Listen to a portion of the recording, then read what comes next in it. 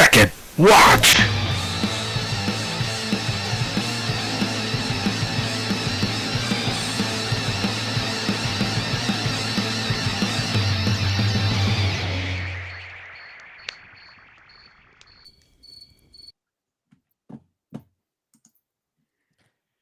I seriously thought you turned that shit down, bro. It was. I did. I did turn it down.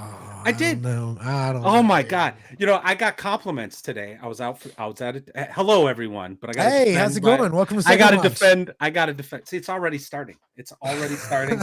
I got compliments. I was out with my in-laws and my sister-in-law, who's a supporter. She's not a gamer, but she's a supporter, and she's like, "I love your intro," and I'm like, "Thanks, Brandy." You're like the only one. No, the intro is fine, dude. It's just the volume. All right, hello everybody. You read Disco. Yep, we got him. Disco Chubby's Barbarian, here. good to see you. Super chat, $5. Yard dog brothers and sword sisters. Taking it easy tonight, just chilling, might paint. Looking forward to the show. Hope everyone is kicking ass. Bro, the conversation we were having before we went live, this is going to be an ass-kicking conversation. So you're in for a treat. Chubby, everybody, Death Angel, Shadow, Judd, who else am I seeing in there? Fox in there. Yep, we got a lot of people in here tonight. Thank you so much for showing up. As you can see, we got some guests. It's kind of a laid back, chill day, man. We just want to talk about gaming styles. We got Matthew Tapp and Bacon. Brian, DM Cloaker, will be joining us eventually. Brian. Anyway, before we get into the conversation, I do want to give a shout out to a couple people, some friends of the speaking of the devil here. Hold on a second. Hey, Brian, what's going on, man? Hey, good evening, everyone. Well, glad you made it, man.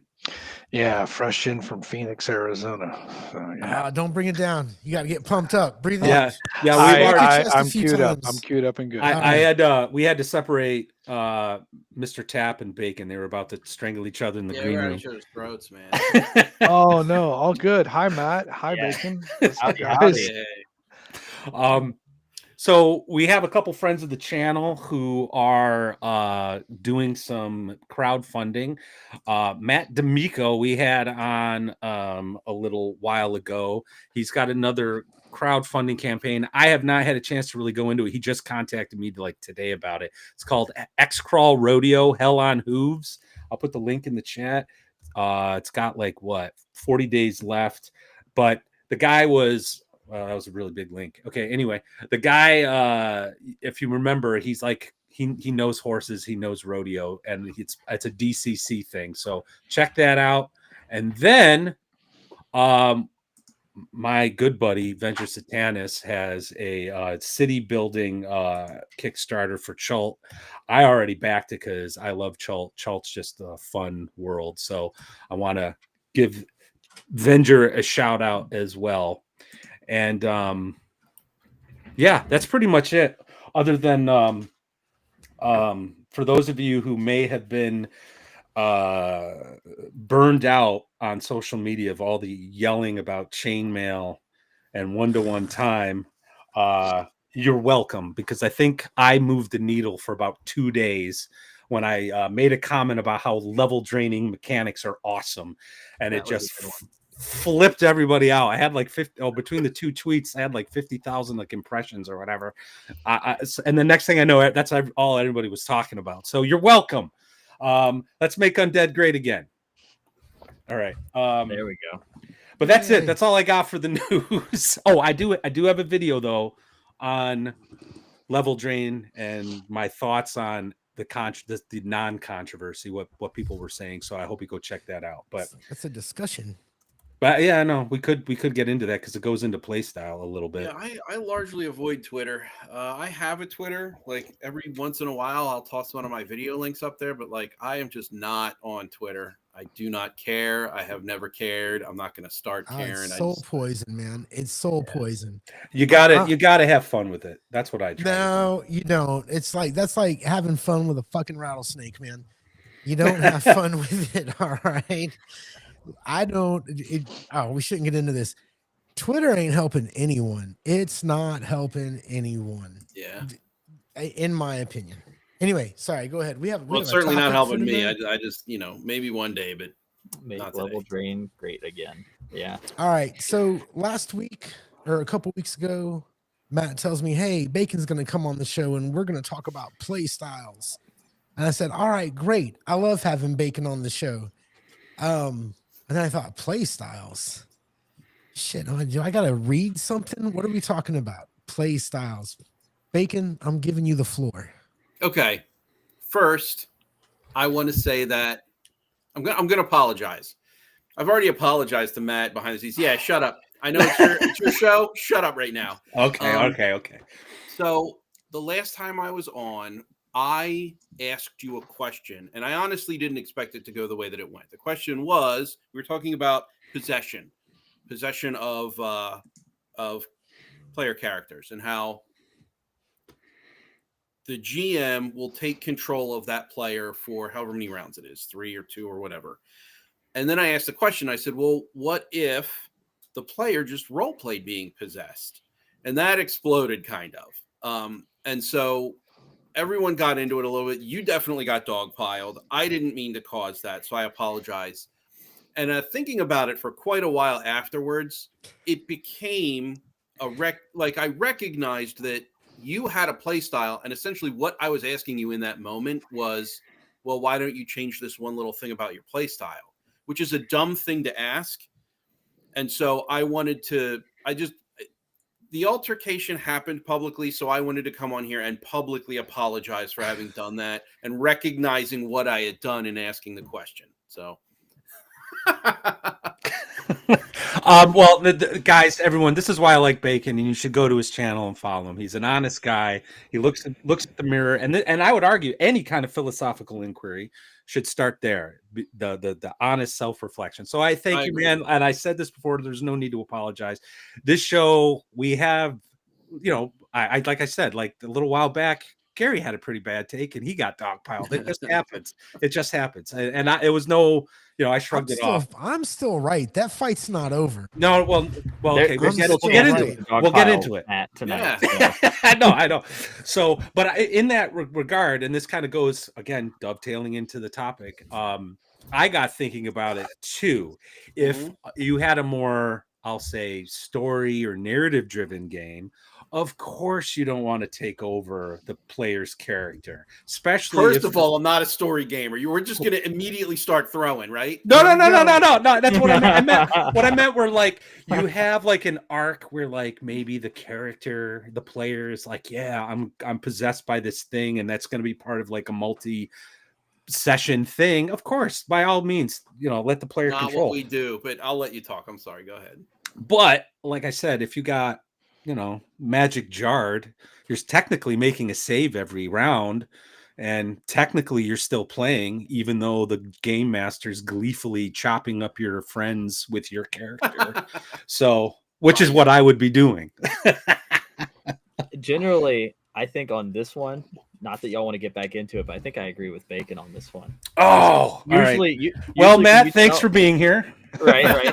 Well, when you tell a character like, "Hey, you get to be evil and mess with your buddies for a while," they usually say, "Oh yeah, let's do it." Well, my point was I've had players who don't want to do that, and they'll get real rules lawyery with me, like, "Well, you technically didn't say, and technically I am doing what you said I would do, or my character you would got do." those kind of players? Okay, yeah, no, try to dodge. Take it away from them. Take it away from them. It's not theirs anymore. I'm just kidding. Yeah, it's a matter of how you like to play. So like the whole conversation that's currently ongoing with the whole chainmail thing and OD&D and whatnot, like regardless of the argument, I don't want to get into that. I'm not a drama guy. There's plenty of drama. I know it's too late. But you started talking about role-playing games. Yeah, of course. But like there is a particular style of play that people enjoy, and including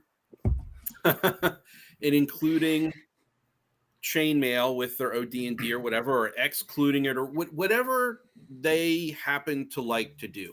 I am very happy to let everyone do what they like to do.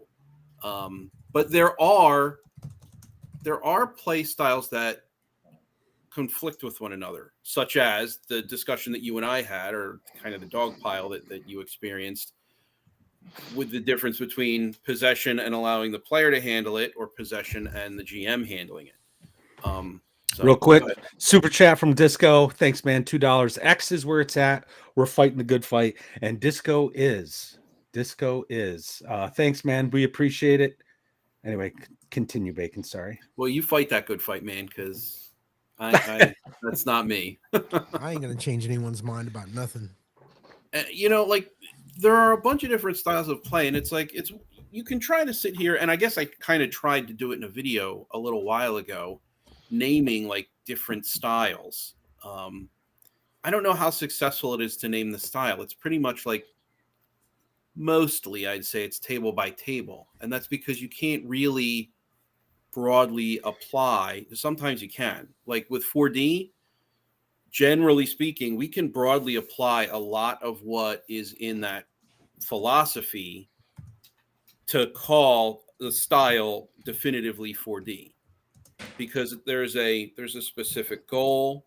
There are tributaries to that goal. There are, we limit specific things. We want to expand certain other things. So because that there are those specifics available, you can certainly say, well, 4D is a style of play, and here's how to do it correctly. But sometimes, and this may be my unfamiliarity with it, so I'm not going to say, here's what I'll say. Personally, I'm confused by the OSR style of play, because I was initially under the impression that the OSR wasn't really necessarily a style. It was more a movement toward the style of the original game, the original Dungeons and Dragons game.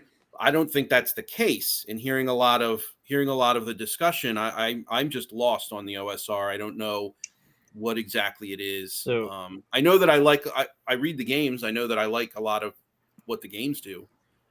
I'm just a little confused on what that style is. And I know that you're big into the OSR. I think what you've seen is a branch off of its original intent, because, and not whether good nor bad or whatever, but when the OSR movement first started, it was, oh, we're going to restore the content that we can't get anymore. And, but then since then, you've got people nowadays that go, hey, that's really cool, but now let me modify the rules a little, and let me try and build on that skeleton of a game that original D&D was. And I think now you're starting to see like they call it, I guess, a third wave OSR of, hey, the intent of those older guys with the older rules was to make your own world, and not only just build on the skeleton by adding what you want to do at your table, but also marrying it to a setting. So you're looking at multiple different branches off. I see it like a tree. Okay, that makes a lot of sense. Yeah, I it is, and your confusion is actually fair, because I mean, even people in the OSR don't even know how to define it. I mean, I remember when I first was introduced and got into it, people were like, "Well, is it old school revival? Is it old school Renaissance? Is it old school rules?" And I'm sitting there thinking to myself, "Does that really matter? I don't know." I think on one level it is a game design movement, as like I think Eric Zell from over on Rumble, hey, thanks for being on Rumble, mentions, as well as a few others. But I also think it's a way of role playing, and you have to read the OSR primer by I think it's Matt Finch, where it's not, how do I put it? I guess the way I look at things in this space, on one level, on one side of a spectrum, you have pure wargaming, and on the other side, you have pure storytelling. And the OSR is kind of like in this like weird, like wishy-washy middle, where, the procedures from wargaming are there, but how you like interpret and just sort of talk about what's happening is like this narrative emergent thing that's occurring at the table. And that's where like the ruling over the rules comes into play too. I've been on this kick right now of remembering the rule of the Ming vase, where Matt Finch talks about this. orc fight, like this massive brawl with orcs in like this dungeon room, and in the corner there's this table with a very priceless Ming vase on it. Like, wouldn't that get knocked over? Like, you know what I mean? Like, why is it just sort of sitting there? Like, you, the game master, and even the players, I would even invite the players, and I think this is where 4D comes in a little bit, to talk about, like, well, what does your sword swing look like, right? And then maybe you say, like, yeah, I'm going to knock the table over and use it as cover, right? Like, start like using the environment and helping create this story. And when you say to me, oh, I'm going to knock the table over, use it as cover, start shooting my crossbow, right? Well, now all of a sudden I have this ruling I got to make. Well, what kind of cover is that? You know what I mean? And that sort of like develops this whole encounter and this whole emergent story.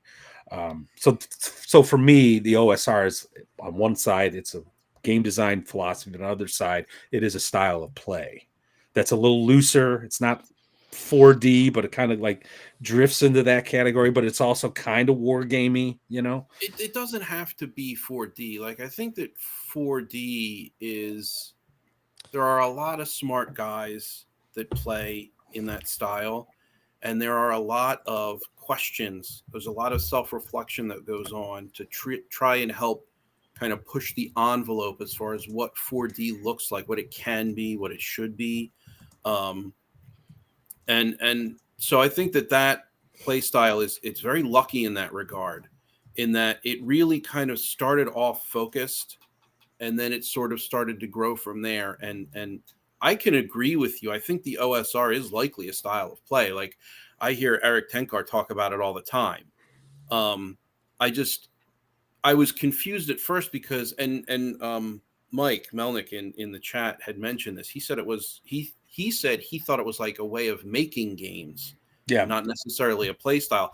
I thought it was a movement toward the older styles of games and not necessarily a play style. So there is a play style involved. It's just not necessarily OSR, but provided that what you just said about it being sort of like graduated, where there was this is what it was initially, and then it grew into the second stage, and then it grew into the third stage. I can see that happening. I think that's a think at this reasonable way point, to define it. I think at this point it encapsulates a few styles of play, and I think with this third wave coming through, the rule systems and the mechanics matter less and less as we have more of them out there for people to choose from. And I think the idea of okay, well, what kind of fantasy is your table drawing on? What is it your table's wanting to do? Are y'all running this as a parlor game? You know, people use a term like beer and pretzels kind of thing. Or are you wanting to almost like simulationist sort of see what would happen in the world? Not full simulationist, but that emergent style of like, well, let's see what the dice tell us, and let's go and explore. And at my table, we run a very distinct style of game, with it being set up massive multiplayer. With I think we're over 200 now in the server.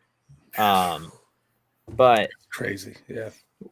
So like with us, we run the game more on the lines of simulation in that emergent style play, because we've got 12 referees. A lot of times we use the dice to mitigate things, but at a singular table, even between referees in this campaign, you see different styles of play. You'll see some guys that get really narrative about what's happening, and they get really into the details. You might even go into like mudcore almost, where you're like, you spend all the session inside a town because that's what the players are interested in, and that's just what's happening. You've got other referees on the server that'll post on there and like, hey, who wants to run this dungeon? And then they'll just go in there and kick down door, kill monsters, steal loot, and they're having a blast. So I think it's really weird when you get into like, what is the OSR nowadays? I think you're right, Bacon. It's gotten kind of blurred. When I bring new 5th edition players to my table at the Green Dragon, these are guys that aren't online. They have no clue what's going on. And if I go up to them like, hey, I've got this OSR game, if y'all get, they're like, what is that? Why would I care? So I never really lead with that going in there. I just say, But is it Oh, go ahead, Gary. Go ahead. I was gonna say, has there ever been like an actual? And this is my problem with the OSR. Did anybody give a definition for it? Is there like a 3-sentence statement that says the OSR is this? That's kind of like what I was saying earlier. Like people have like talked about it, and there's been some discussion. Death Angel Shadow was just mentioning DM Bloodworth has like a video on it, and I think I saw that video where he kind of outlines the distinctions. But at the end of the day, the OSR is just so, Because it's kind of like porn, when you see it. yeah, well, here's exactly from what I'm saying is not being an That's lawyer OSR humor. guy, right? Yeah, sorry. Yeah. It's all right. No, not being an OSR guy. I like a couple old games, right? But I don't know that I'm I'm not like an OSR guy. At this point, looking at it from the outside in, it feels more vibey than anything else. It's more of a feeling or a vibe, like I don't see anything mechanical in Shadow Dark that says OSR. But It's got everybody the says vibe. OSR, but it's got the I don't vibe. disagree with you, Gary, but I think that is strictly an external perspective because I'm external to the OSR as well. And I will tell you this, when I saw Barrows and Borderlands for the first time, when you guys were talking about it on this channel, I saw the box, I saw the white label, I saw the faux wood, I saw the 3 booklets on the inside. I absolutely had to own it because of that vibe. So I went and I bought it, and very, very satisfied. Oh, everyone okay? You Yeah, my knocked him camera out fell of his over. seat, Okay, dude. okay. I I'm not know doing the it. compliments. They loved it so much. I'm Smash. very Fuck. satisfied with the purchase. I would love to play in a game, and I've been invited several times by Matt, and I will take you up on that eventually. But like, I think that what got me initially was that vibe, but that's because I don't really think I understand what I'm getting into. So I have to go on the vibe. I have to go on what it's showing me instead of how I've played it because I'm unfamiliar with the play, how it plays. So, Well, when people ask me, because generally the games that I'm drawn to, whether or not they're OSR or new school games or whatever I'm looking at, for me it's about the setting and the vibe and what's happening, and does it scratch that itch for me. So like when I have people that are first starting out in my game and they're like, hey, I want to know more about, how do you get these ideas, where the like the adventures coming from and stuff, instead of telling them some other game to go look at and they're going to go look at some mechanic and be like, well, is this the secret sauce? I just Right. go like, you hand them a copy of Weird Tales magazine or one of the old pulp stories, and I just go, why don't you read a couple of these? And I give out XP in the game, and then Fox Off RPG that's in the chat, he's been reading like Edgar Rice Burroughs recently, and next month we've got Manly Wade Wilson, who I highly recommend. And he was talking to me the other day, and he was like, I get it now. I get the whole thing now. And then it just sort of builds off of that. So it is vibe over mechanic, I think. I do think mechanics have some importance to it because I'm also a board gamer. So like I know when a board game's good and a board game's not good when I'm playing it. Well, So, I was going to say, like, I can get into another company I really like. Chubby, I see your super chat. I'll get to it in 2 seconds. I can get into like free leagues. I really like those game mechanics. I agree with you. But there is even when I was playing Forbidden Lands, which is Free League's answer to the OSR, it's got a lot of the OSR stuff in it. There's a hex crawl. It's a little more granular in terms of like task resolution and all this stuff, but it's not OSR in my mind. And when I look at D&D or any retro clone or some third generation OSR thing, like, so vibe is absolutely a part of it, but there's like this mechanical aspect, and maybe it's because of BX and that whole lineage. And I do think, so I do think the mechanics do matter in that regard for defining the OSR. And Chubby's got a $5 super chat. That's Shadow Dark money. Thanks, man. We appreciate it. OSR, people who like D&D but can't stand Wizards of the Coast or their hideous works and want to play games that they control, publish for with a simple rules basis.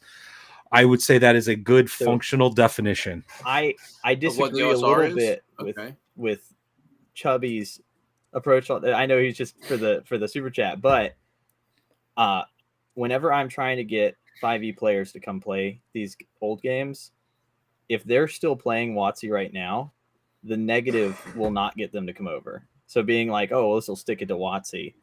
Oh, That's sure. not how I get people. Yeah. But I know Chubby doesn't normally do that, but it just reminded me of that argument from some folks where I've seen a lot of people be like, hey, you know, if you want to get away from the way the WotC's running things, you know, you can come play this game with me, as if it's like an act of rebellion to play an old school game. Yeah. That might work with like some of the online folks, right? But like if you're like you were saying, you have friends who have no idea that there's this whole online ecosystem, right? I usually see the OSR games as being more the older rules were written in such a way by people who had read the old material and by people who were trying to do sort of like a massive game, which is what I'm running right now. So I needed to go for something that can handle like 100 and something players in it. And it's got stuff in there about running countries and a patron play and all this other stuff. That was the mindset of the old school player. But so like when I just like to keep it positive, I guess was my point when you're trying to get folks to hop over. Speaking of that, we have Brian, who has been running used to run a lot of very 5Es. patient. Yes, he's just been absorbing all this stuff. Brian, but you've started moving some guys to Shadow Dark, and that's got an OSR vibe. What was your selling point, like to say, hey guys, check out this new game, other than you absolutely love it Oh, you're muted. What about he wasn't now? being patient this whole time. We He hear was you. just trying to Hey, talk. You got me now? Yep. Hey, Yep. Stephanie, All right. good to see All you. right. Sorry, my cat she's all over the place. She's 11 years old, and we just had to let go of my 4-year-old cat a couple weeks ago, so she's super needy right now. First off, anyway, really fun dialogue. I think in terms of all these different interpretations, it feels kind of reductive for us to keep gravitating back to this OSR as kind of like a label piece of the whole tilt of the topic, which is play styles. So like it offers a couple of interesting perspectives. Does the style befit the system, or does system beget the style? Both. And like these things are kind of interesting, like in how they play out, whether we're running games or we're trying to get people interested in new types of these games. And Matt, you really hit on a lot of my experiences in just running at local game stores and introductions with people that are either new to the hobby entirely or are coming from 5e, and having run a lot of Shadow Dark at my game store for people that are just interested and hungry for creativity and enjoyment. And it's the difference between emulation and assimilation. And Matt, you're really into that assimilation piece and understanding like the nature of just good faith, earnest presentation. I'm running right now probably a pretty good 50-50 balance of 5e, although one of the 5es is my paid game, and then Shadow Dark, which is they're both incredibly enjoyable. I think that right now probably the biggest takeaway that maybe at some point we're going to all need to confront, uncomfortable as though it may be, is that there is no definitive style. And the day that you label yourself with such a thing, you stop learning. If you really behold and chain yourself to one thing, you're just not. Can I say is Shadow City OSR or not? I could care less. Can I just run a fun game with people with it and have it as like a network piece? Well, I can, because I've chosen a chassis to purely dedicate to. I'm interested also in the I want to say I think it's called Dark Space. There's a lot. There's so much that I can go and bring people in and see what they have. But yeah, that's where I'm at right now. Sorry, I'm all over the place. No, Other that's than an your interesting point. hey, Go ahead, Terry. DM Cloaker, other than your Shadow Dark love, I have never agreed with you more than just now. Like, I just want you to know that. Thanks, man. You were saying a lot of things I was thinking. You used better words. I appreciate it. Well, it's to Matt's point. I mean, if you talk to the common interested Gen Z player or Gen A, like or my niece and her friends, and like early teens, they couldn't care less. They won't know. They won't care. There's no roots in this, but what there are roots in is it entertaining? Is it engaging? Is it creative? Does it have some element of chance to be adjudicated and experience? And man, if you got all this, that's your style, right? I mean, I did go to Chat GPT and I asked it to define my style because there's a lot of data in there where I put a lot of my feedback from my games.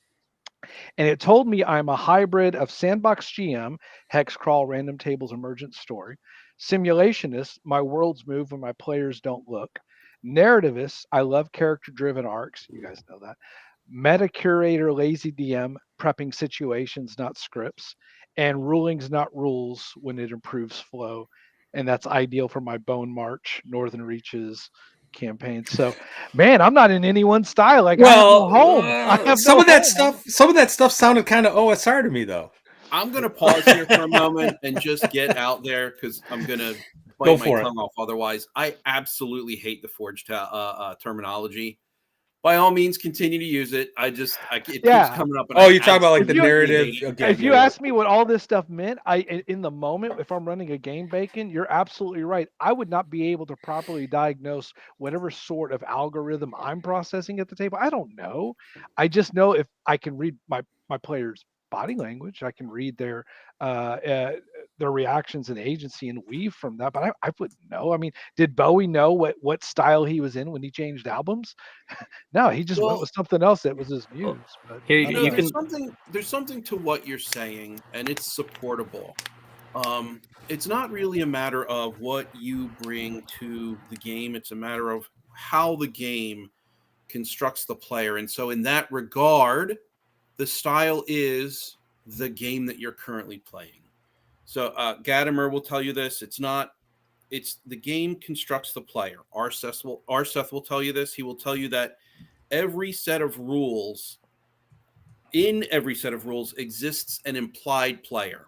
These are the rules that this particular player will follow to play this game. Now that's different from the historical player because the historical player can flip you the bird and say, no, I'm not going to use that rule. But where you're coming from, it's supportable, and I agree with it. Of course, I agree with it. I've done all the reading, and I'm very attuned to that sort of thing. However, we are human people, and it isn't the case that it's just the game that builds the player. We do bring something to the table. That's just the nature of the reality of the situation. So I while I do agree with you, I think there's a little bit more to it than that. Well, so to throw a couple pennies in the hat, when I kind of agree with Brian's sort of sandboxy what he was talking about there, but if I was to put it into video game terms, when I think of styles, I'm like, okay, are you doing like Call of Duty Black Ops story mode, or are you doing Skyrim, or are you doing like Elden Ring, or like the sort of Dark Souls where there's areas and you got boundaries you can't go out of kind of thing? Or are you doing something like Dwarf Fortress where you have no clue what's going on? You're basically doing accounting work for months and months and months. And that's sort of the three styles that I see. But I mean, because I grew up playing video games before I got into Dungeons and Dragons, so but like, I guess just to throw like what my style is or how I go about those sort of things. I like to do emergent story. I like to not tell the players how to do things. I even tell them, I said, I'm just a referee. I'm as far as y'all know, my only job is to tell you what the percentage chance of success or failure is. And then after that, I have no other job other than setting up the sandbox that y'all are running in. Matt, But I have to say, just for a second, because you said something that I think really just stuck. And when you're talking about styles and using video games, at least as a loose framework, I bet you that would be tremendously more accessible and intuitive to new generation players to be able to give them an idea of what to expect, like the difference between what you'd be trying to run at the table for them. Much more helpful. that's how I usually describe it to the younger players too, because I'll say, hey, when you show up, like, you don't have to do any of the online extra stuff and be in like the core campaign, but if you do, just know that the campaign itself is it's like Skyrim. You can go anywhere and do whatever you want, and then there's like a little bit of even like Minecraft Terraria, like you can go out in the world and build stuff and make your Wonderful. castle and all that. And then if you like playing like Total War Rome or something like that, like you can get an army and do that style of play if you want.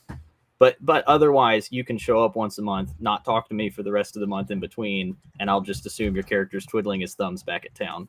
It's awesome. It's good. But no, I think like a lot of folks nowadays, like when they get onto the whole topic of, well, this way is better than that way, or like this is better than that, it feels weirder to me because like when I think of Call of Cthulhu, for example, I don't expect to run Call of Cthulhu the same way I run the campaign I'm running right now. I also don't see myself running if I just grabbed OD&D plus Chainmail and I had no other books in front of me and I was playing just with those tables, it's going to feel like we're probably not going to play it the same way. So I think the play style changes based on what you're doing. And I see it more like board games. Like, okay, we're doing checkers tonight, and then tomorrow night we're going to meet up for Monopoly and everybody's going to get mad at each other. Or we're going to do the game of life and you're going to be acting as your character or whatever. Or Risk and Risk Legacy. I mean, like it's you know what I mean? So that's, or we're going to play Werewolf and it's going to feel like a Brownstein. Yeah. So well, that was something while you guys were talking, especially Matt, when you're talking about like the hex crawl versus the dungeon crawl versus whatever. To me, those weren't, and maybe we haven't really defined our terms. To me, those are campaign styles or campaign structures. So when I think of play style, I think more of like, what is the GM bringing to the table? And so like you were saying earlier with like your massively successful Discord server where you have all these game masters, some of them are doing things a little differently. Some are a little bit more like a referee. And like I don't like that term. Like I like the term because of its neutrality, and I do consider myself a referee in that regard.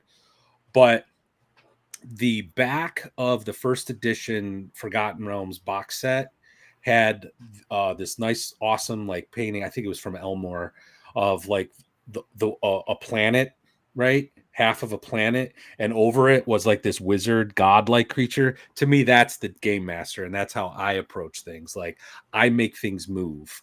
So while I am impartial, I'm the one that says, okay, well, this faction is now going to do this, right? Well, here's so I don't like just saying, here's where I see I'm just a referee. You know what I mean? All right, it's time to dogpile Matt again. No, I'm just kidding. No. I agree with Matt, so I'm getting dogpiled too. No. I gotta throw this in there. Go ahead, Gary. All right, go. You go first, Matt. Okay. So I see the power of the referee comes before you're at the table, and then when you are at the table, because of the things that you've set in the world, the percentage chance of things working, and that's where the neutrality comes in. So I tell the other referees in the server, like, you don't have to be like a lore writer or anything. Like, you can just run the whole game random tables. That's totally cool. I really love spending my free time building worlds, and I look at it as I love just making random maps and building out the map and all that stuff. That's a hobby. So that the fact that the players are in that world, though, means when they try to do something that it goes against what's in the world, that's where I go, okay, well, it's going to be this chance of happening or this chance of happening. But I have built into Barrows and Borderlands multiple ways for players to blow the world up. So, Sure. like I play they- Lamentations of the Flame Princess, and I think the summon, spell Yeah. is one of the greatest things that ever happened. I love the summon spell because that it allows the magic user to literally challenge me, my power as godlike DM, and that to me captures what magic users should be, right? So I'm with you on that, and I want to be clear here. I'm not putting my thumb on the scales. Like when I and I love using the Spider Haunt Woods as my example. When I create the Spider Haunt Woods for my world, it's called the Spider Haunt Woods because there's spiders in it, and maybe there's like some sort of Ettercap king or whatever, and then I'll design the encounter tables for the Spider Haunt Woods to reflect that, right? But I'm creating all that. But if the Ettercap king is willing to negotiate, and I usually allow the reaction rules to kind of dictate some of that, and once that sort of happens, there is also this thing, logical consistency, that I'm concerned with. I don't want to leave it random all the time, because then I think you start running into this, like, well, that's you risk okay, Gonzo. Yeah. You know what I mean? Doing, so if I see where you're going with now. That I agree with that, because it is your job to determine what the chance is of something. Yeah, I think you're making what you're saying is a little bit more precise. I think. Yeah, really. I think we're actually more in agreement than you realize. But go ahead. So sorry. With us having other referees in the chat too, like obviously, like I'll tell the player, like, I'm just a referee, I'm just here for the chances, but that's so that they don't think that I'm going to tell them where they're supposed to go. I'll sit there for 30 minutes waiting on them to tell me that they want to leave town. And if they decide they don't want to leave town and they want to turn the whole thing into political intrigue, they really are suspicious of the Beggars Guild for some reason, and they're going to spend the entire session researching them, then that's what we're going to do. But what I do put the foot down on is like arguing with the referee, because it just wastes time. So, we have like rules for that, where it's like you argue with the referee, even if he's right or wrong, just save it for after the table and text him or something. Yeah. In game, it's like you can get level drained from it, from doing it in game. Yes. Be still my beating heart. Oh my God. It is possible to die in our Bears of Borderlands campaign by arguing. I love it. But no, nobody's come close to having that happen. But yeah, that's really the foot down thing. It does get a little weird with, I think we're at 11 referees. I can't remember exactly, but when we have to compare notes and make sure that we've made adjustments to the world at the same time, or like, hey, I blew up this mountain, by the way, guys, Oops. and you're right. making sure that somebody didn't just run a session over there, kind of thing. Yeah. Well, before you guys actually joined the green room, before we started, Gary and I were talking about Stars Without Number and some of the faction rules that are in there. Exactly. Yeah, Gary. And Gary, I'll let you take the floor after this. Because But it's I wanted my turn to. It is. No, I know. I know. But I just God, no, I'm not. No, I'm. Excuse me. I'm preempting. I'm preempting. This is. I'm trained to do this. Fucking lawyerly motherfucker. Dude. So Just I have been trying to find a way to kind of, and that's why I want to take a look at what Gary's about to talk about. Like messing around with hex flowers to deal with faction reactions and what they do, and and I know Max Liao from Legion of Myth likes to use timelines. So once certain things happen, it triggers the faction to do things. I think they're all fine, ways of handling it to try to keep it from seeming like the game masters putting their thumb on the scales, but none of them seem to really. I still think you run into the issue of arbitrariness. So even if you're like going to roll like a 2d6 and you're like, well, the players did this thing that the faction likes, so I'm going to add a +1. You know what I mean? Like at some point, I think you got to say, well, it makes logical sense that the faction's going to do X. But anyway, go ahead, Gary. All right. So I'm going to come at this from kind of a different way. I've been thinking a lot about crispy and bacon and 4D, and I don't think I'm going to use the 4D term anymore, because I think that's a technique because I think the ultimate goal for them is immersion, right? I think the ultimate goal for that group is to get as into their character and into the game as possible. And I see Yes. the whole 4D thing is a method. If you like following instructions, go for it. I'm not much of a rule follower, so you know what I mean. It's just one of those things. And I would say that, and I want to bring this into your whole faction thing, and you're talking about you don't want to do random tables and all that kind of stuff. So there is, I've been reading Stars Without Number. I've been raving about, I've never played it, never read it, and got deep into it this week while all the kids have been sick. And the faction rules in that game allow the game master and or the players, it's almost like your faction's a character, right? And there's certain things you can do on your turn, and you have certain spheres of influence that count as your stats. I guess what I'm trying to get at, Matt, is that I think it depends on the tables you're using. I think it depends on the rules you're using. You say you don't, this would happen. Maybe. You know what I mean? I've people do stupid shit all the time. Maybe that's what would happen. You know, I mean, I think it can lead to immersion by just letting go of it. You know, So and maybe. that's I'll give you a hard. Listen, situation. you got to understand that's hard for me to say. I'm running an easy D6 game where I'm like trying to, like, right now in my mind planning that game, I'm like, okay, clues. I'm gonna drop them. You know what I mean? Like I'm doing that whole don't do all the shit you're not supposed to do. I'm doing right now. Build it backwards. Yeah. So anyway, but- I'm just it's a give and take, and Matt and I think tables and the right system, you can do it.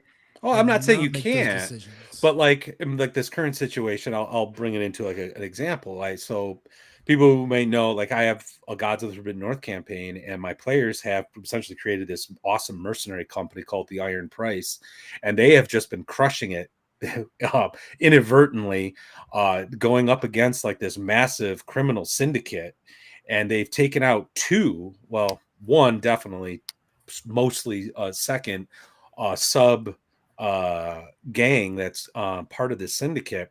So I've been, and the syndicate has sent mercenaries after them.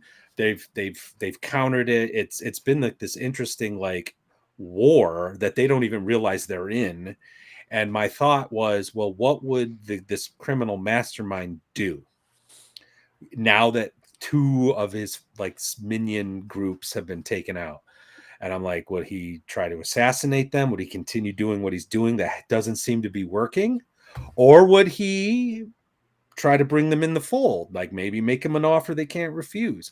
And I'm knowing what I know of Rob Alderman, and that the Yaga-san was influenced by Lo Pan of Big Trouble in Little China, I thought to myself, I think he might try to bring him in and then kill him.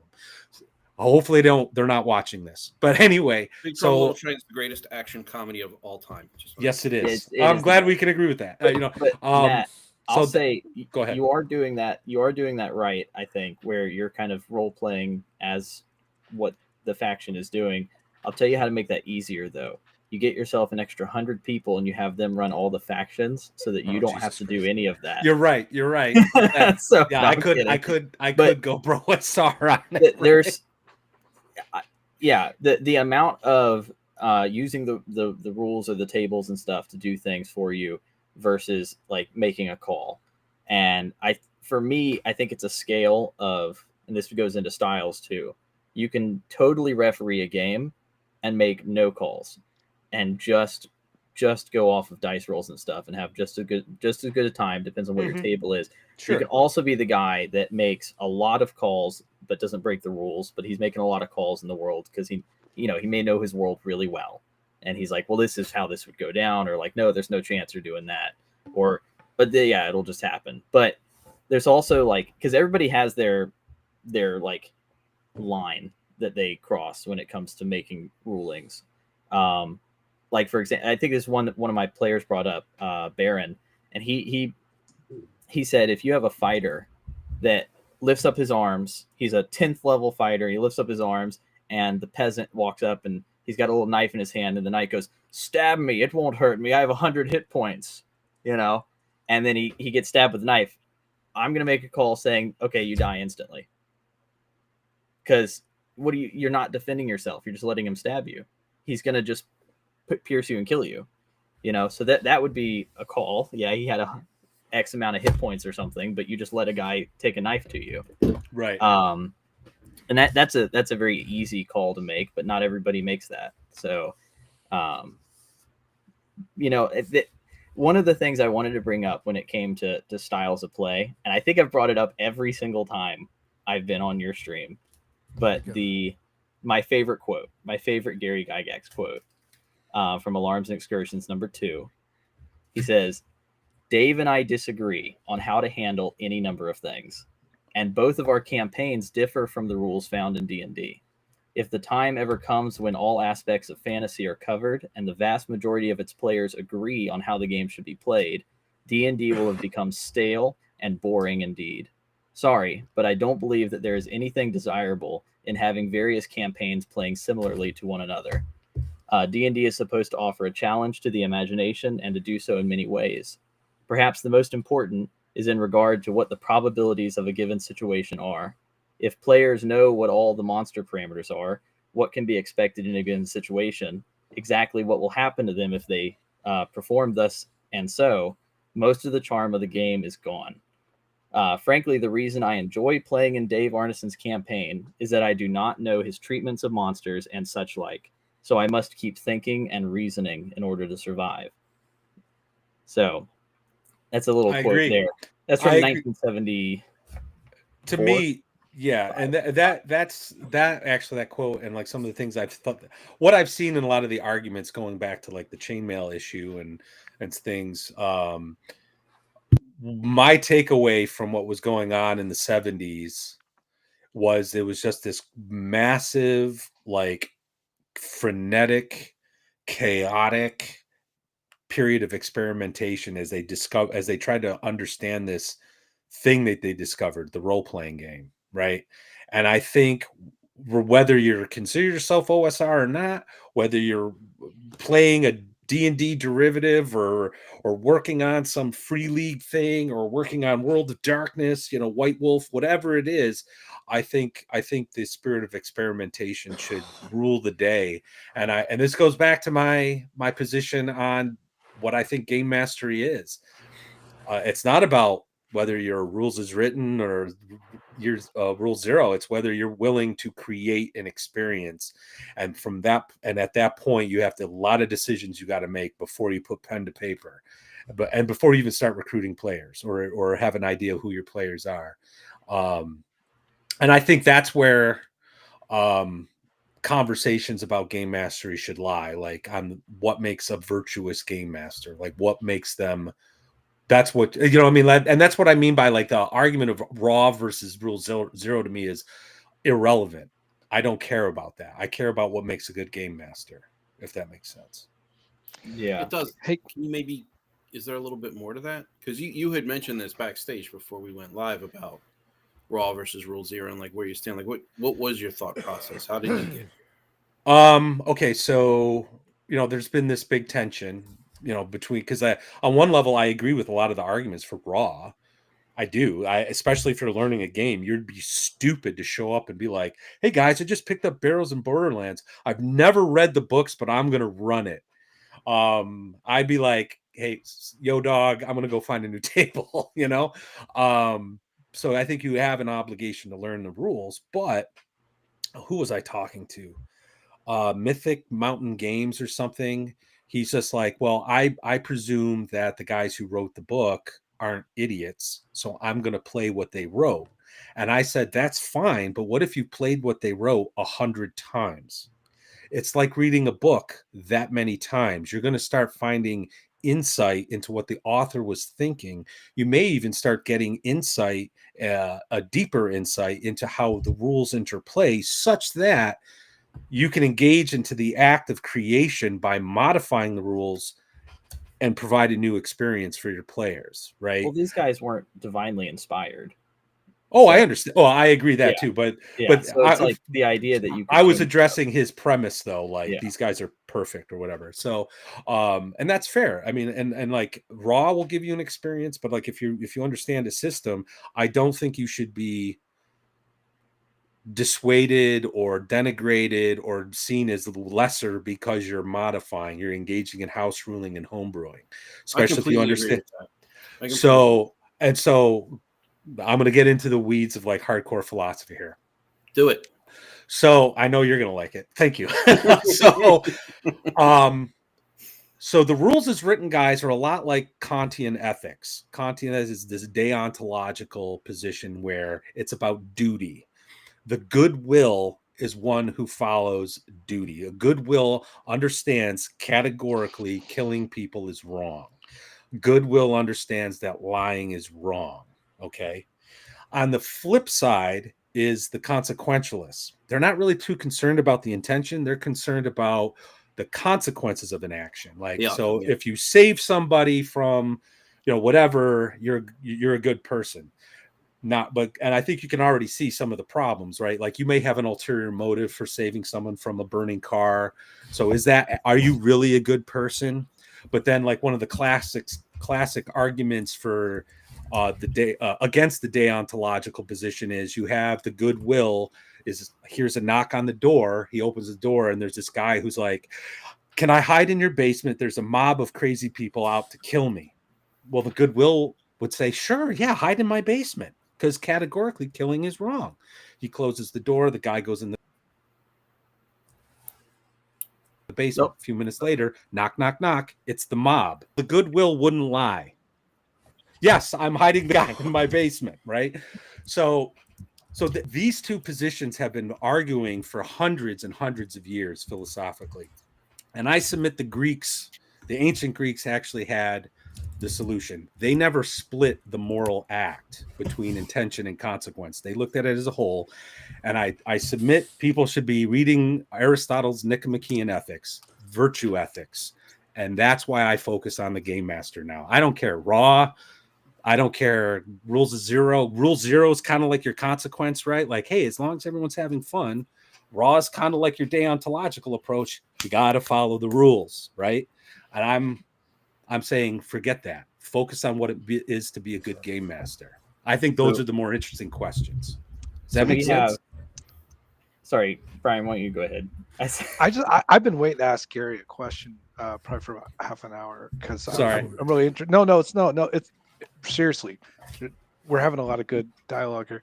So Gary, as you shop systems or you find yourself attracted or you have the allure of like I want to run this, do you find that the system is something that's drawing you because you want to interpret it in your style, or is it because the system has something that's just a draw for you that you want to see how it runs, you want to look under the hood, you want to kind of take it apart and play it out?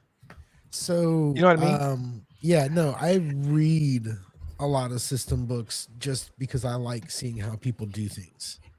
You know what I mean? How you did conflict resolution or whatever. I like seeing a new twist on stuff, right?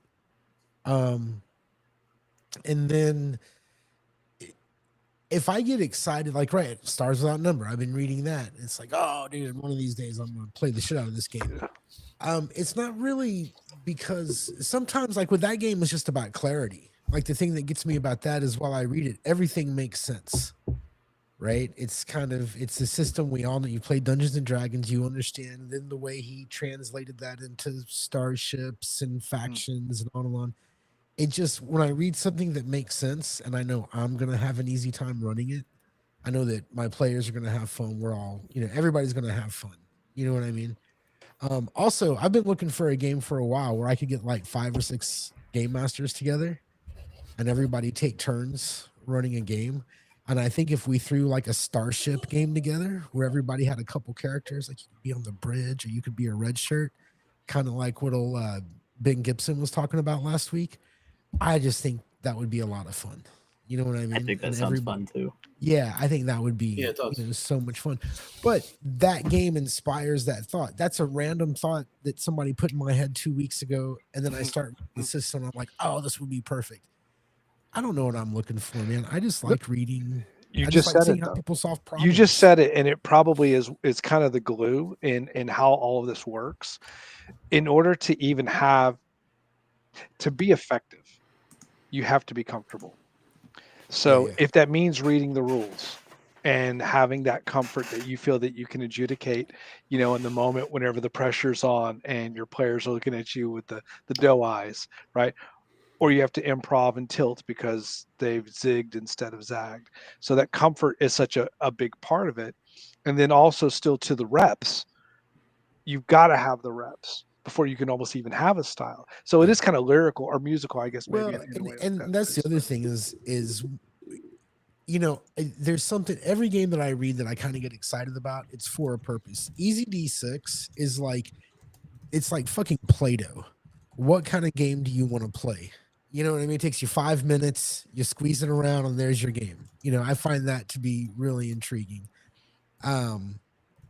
With Stars Without Number, I'm reading right now, it's a lot of this would be great to get all my favorite people together that really love playing and running. You know what I mean? So it excites different areas of the brain.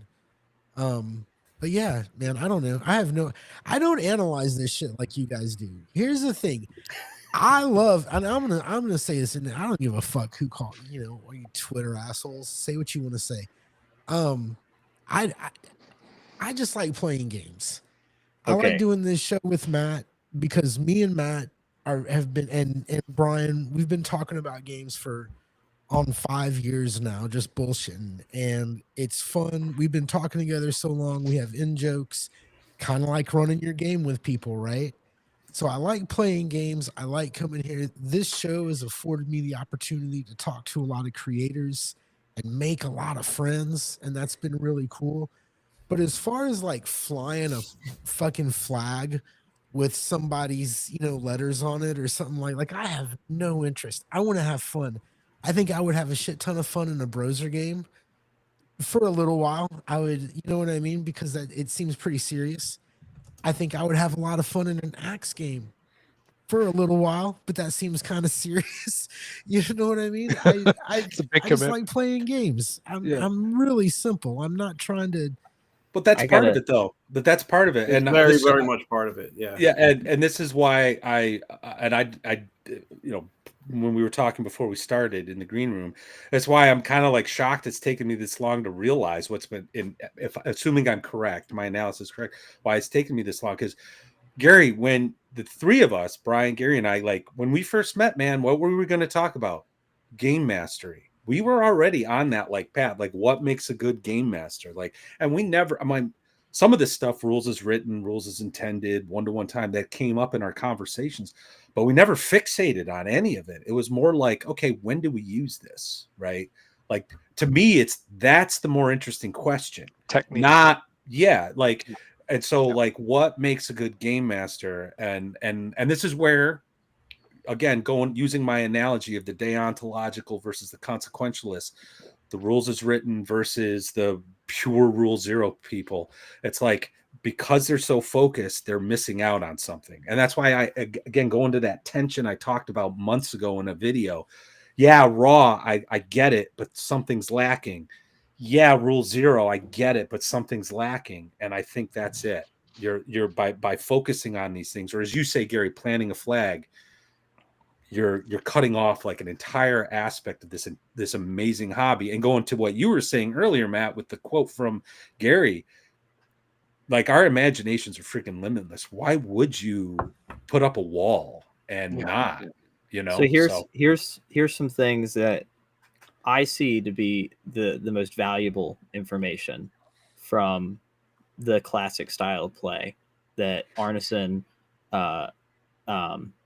Gygax, and even the California team with Hargrave and these players had with them. They were just trying to have fun, but they also enjoyed mechanical things happening, which is why they made it a board game. And they're war gamers too. They Sure. wanted there to be some numbers happening and dice rolling while they're having fun. That's what made it different from playing cowboy in the backyard, robbers versus Indians or whatever. But I don't know if I've told you this story on the stream, but do you know how Jim Ward, who did Metamorphosis Alpha? Have you ever heard the story of how Gygax met him? No. So they were at a comic book shop, and I don't know if this is apocryphal or not. Somebody told me this, but they were at a comic book shop, and Gygax saw Jim Ward there, and he was picking up Conan the Barbarian comics. And Gygax walked up to him and said, "Hey, you like Conan?" He's like, "Yeah, I like Conan." He's like, "I made a game where you can be Conan. You want to come play?" And that was not nothing extra needed to be said. Oh, you can be Conan. Yeah. I think what people see with the old school style of gamer is this is a group that's wanting to play anything. They are experimenting. I managed to get to play. I had the opportunity to play in the first running of what would later become Blackmore with Bill Hoyt was running it. And it was basically just a war game around Blackmore Castle. And then I had a chance to play Blackmore with Paul Stormberg using Chainmail. So this was 73 Blackmore. And then I've had, of course, played OD&D. I've played Chainmail. I've played so many different things that you can see just in those few years that the game is changing quite a bit, because they're just like, oh, I had this cool idea to throw in here. Or, hey, guys, we're going to go play at Mr. Hoyt's house tonight. Or we're going to go play at Robert Kuhn's house tonight, or whatever. And then the game's going to change wherever you're at and who's running it. And I think worrying less about the mechanical part of it if you're a game master, because Gary, it sounds like you definitely have read tons of games, and I've played very few of the, like, if you take all the games I've read, I've played that many, but I've read a ton, right? Well, I think that the main thing is to figure out what kind of fantasy you like and read more of that instead. Because Real quick, sorry to interrupt. $5 super chat. Stephen Avery, thank you very much, sir. Raw has its place, so does DM discretion. The most important tool a DM possesses is the ability to fairly and effectively use the words yes and no. I would argue you just touched upon a virtue, justice, judiciousness. And that's why I like Alexander Mekris using the word judge for the game master. But anyway, thanks for the super chat, man. Of course, you like that word. I agree with you. I do. I agree with you there, but yeah, no, I'm with you. Well, I should read more. You can I'll send you some stuff that you should read, because I think I think I got something that'll entice you to a certain kind of fantasy. So, no, for real, and it's, I'll tell you what's hard is, I have the attention span to read like a comic book and then get up and go do some things around the house and then grab. That's the next why Weird Tales will be perfect for you. Weird Tales are short stories. Thank you very much. And man, that is such a simple thing to say. You should read more of the fantasy that you like. And you're absolutely right. I think that I get a lot of my fantasy, sci-fi, and everything else. I think I get it through TV and movies, which is great. I don't think there's anything wrong with drawing inspiration. So did Arneson. Yeah. I definitely think that's a great place to get your inspiration from. Guess where Gen Z and Gen A are going to get all their fantasies from? TikTok. From those meetings. Yeah, but I mean, I'm kidding. Yeah. TikTok, the role-playing game. No, it's coming, dude. It's coming. One day, dude. Everything's going to devolve to the point where we're just playing as we're doing a Brownstein, but it's social media influencers, and you're trying to get more likes than everyone else at the table. No, but hey, and I want to. Dystopian. Oh, thanks, Atmos, because I was about to go back to Bacon. Yeah. $5 from Atmos. Thank you, sir. What are your thoughts, Bacon? I mean, there have been a lot of topics that have been touched on. I will say, I'll start off by saying that you shouldn't read more of the fantasy that you like. You should read more of the fantasy that I like. I agree. Bacon's right. Point number 2 is, Gary, when you were talking about, and even you, to a much smaller degree, Lord Mattias, there's when you talk about just caring about the game that you're playing, right? You don't care about the style of this or the style that, even like at the top. And now you did immediately follow this up by saying, "Hey, I would like an axe game, but that sounds a little too serious, et cetera, et cetera." And Right, you know, right. Matt kind of called you on this, and we didn't really get too far into it. But like even at the top of the show, you mentioned 4D and how that's not probably going to be your thing, which is totally cool. Yeah, But yeah. even making that statement, it's a style statement, right? Like if you know Well, what you aren't, if you know what you don't like, that's still a style statement. right. Okay, so let me put it to you this way. I've never thought of playing these games as any kind of like style, right? Like Right. I think that's relatively new. You just kind of play the game, right? And depending on who you have at the table and who's running the game, it's going to feel a way. I think recently what we've seen are one very vocal and one fairly vocal movement espousing a certain type of gameplay. I think that's new. I think people saying that these are the techniques that you can do to get this style of gameplay.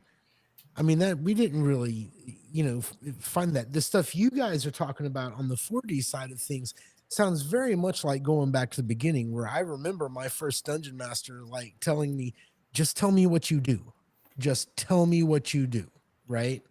And like, can I just tell me what you do? And I think that in essence is almost what it is if you kind of get that, you'll grow that immersion. But it was never like, I want it to be like this. I think, for me, it was always really organic. I remember one night there's like a slumber party. We're eating pizza. We're playing D&D. It's like 11 o'clock. We're probably 12 or 13 and things get a little spooky because the parents are asleep and the TV's on in the next, you know what I mean? And it just, whatever it was, it was. And the whole style thing I think is new. And I mean, I think it's great if you're trying to like achieve something, or I don't know why it matters so much, man. I don't think I it guess does matter, right? Yeah. It matters for your particular preference. It matters for you to be able to get the most out of the hobby that you want to get out of it. Because if you can identify what you like, if you can identify what you want to get out of it, you'll get more out of it. So But yes, what Shelby, I if do what I become a like hot topic. varies with the situation and the environment? Like, So what if the players I'm playing with and the room I'm playing in and the food I'm eating affects the type of game? What if I don't want the same kind of game all the time? Or what if I that's a don't even style. believe that's possible? I don't know if that's a style. It That's is the whole though. reason I do It's things the way I and do. let me start here. Let me say this. I agree with you that the focused discussion on style of play is newer. I think that there were the seeds of it going all the way back to the beginning. People would write articles in Dungeon Magazine about the vicarious player. This is Lou Pulsifer, about the vicarious role player, about how you should be yourself and put yourself in the situation that you've never been a part of, or whatever it happens to be. So there were the seeds of these conversations that happened way back when. But I would say it's probably more recent that people have decided to start to label the ways that they like to play as a style. But we've also been playing for 50 years, and there's been game release after game release after game release after game. The landscape has changed over and over and over again to a point where those conversations now make sense.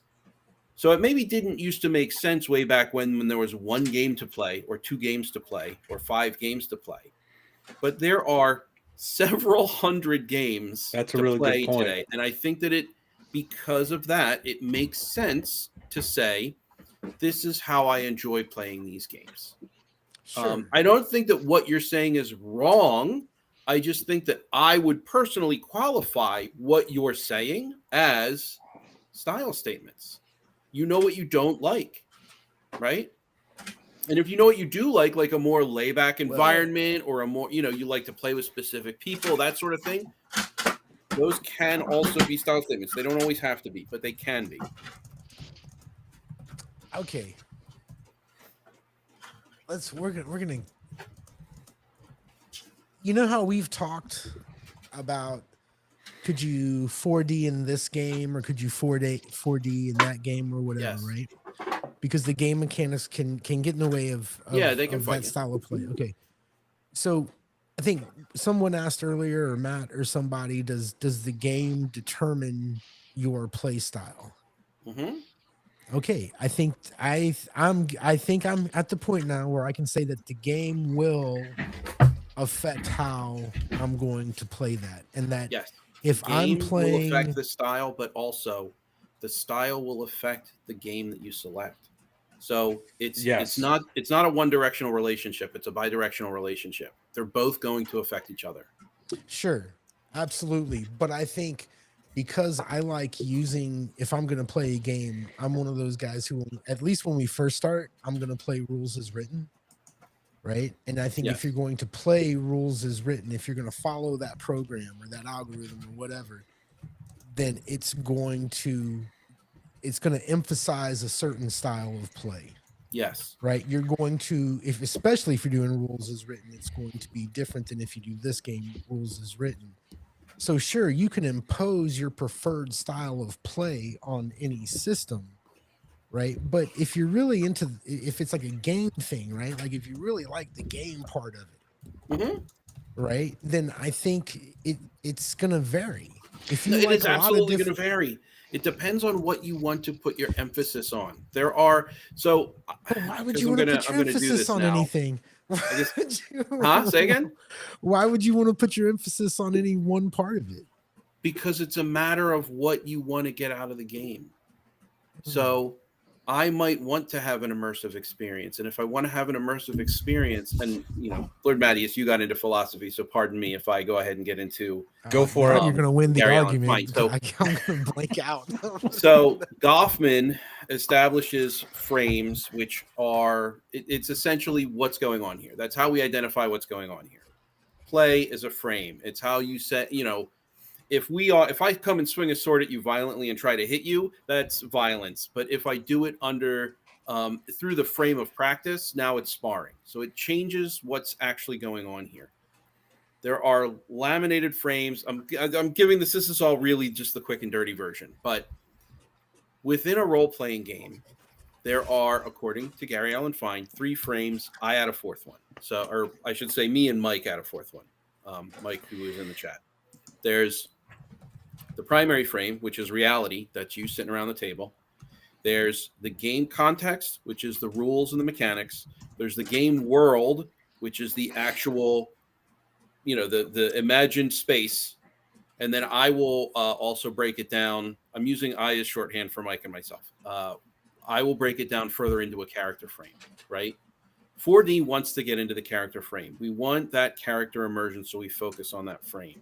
There are other people, LARPers, who focus on the primary frame. They want to transform their physical location into somewhere else. They'll dress it up. Maybe they'll just imagine it that way. There are also people who like to focus on the game context, that being the rules and the mechanics. They enjoy seeing how the mechanics with act with one another. They want to see, well, if I take this class and that class, how does that work together? And that gets people jazzed. So there's a reason to focus on these different things, because you're going to get more out of it based on preference and experience. What's so funny? Oh, the camera.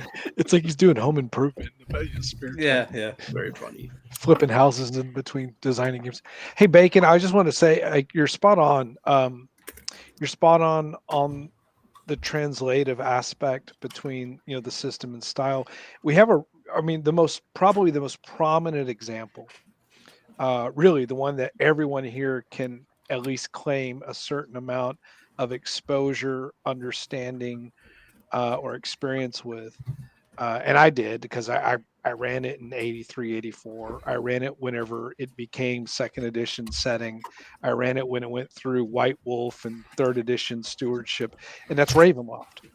And I can tell you, you're spot on. Running Ravenloft out of the mechanics that were born in the 2nd edition interpretation of what it was trying to evoke, I mean, you had to kind of get fairly allegiant to it if you're really trying to do it right.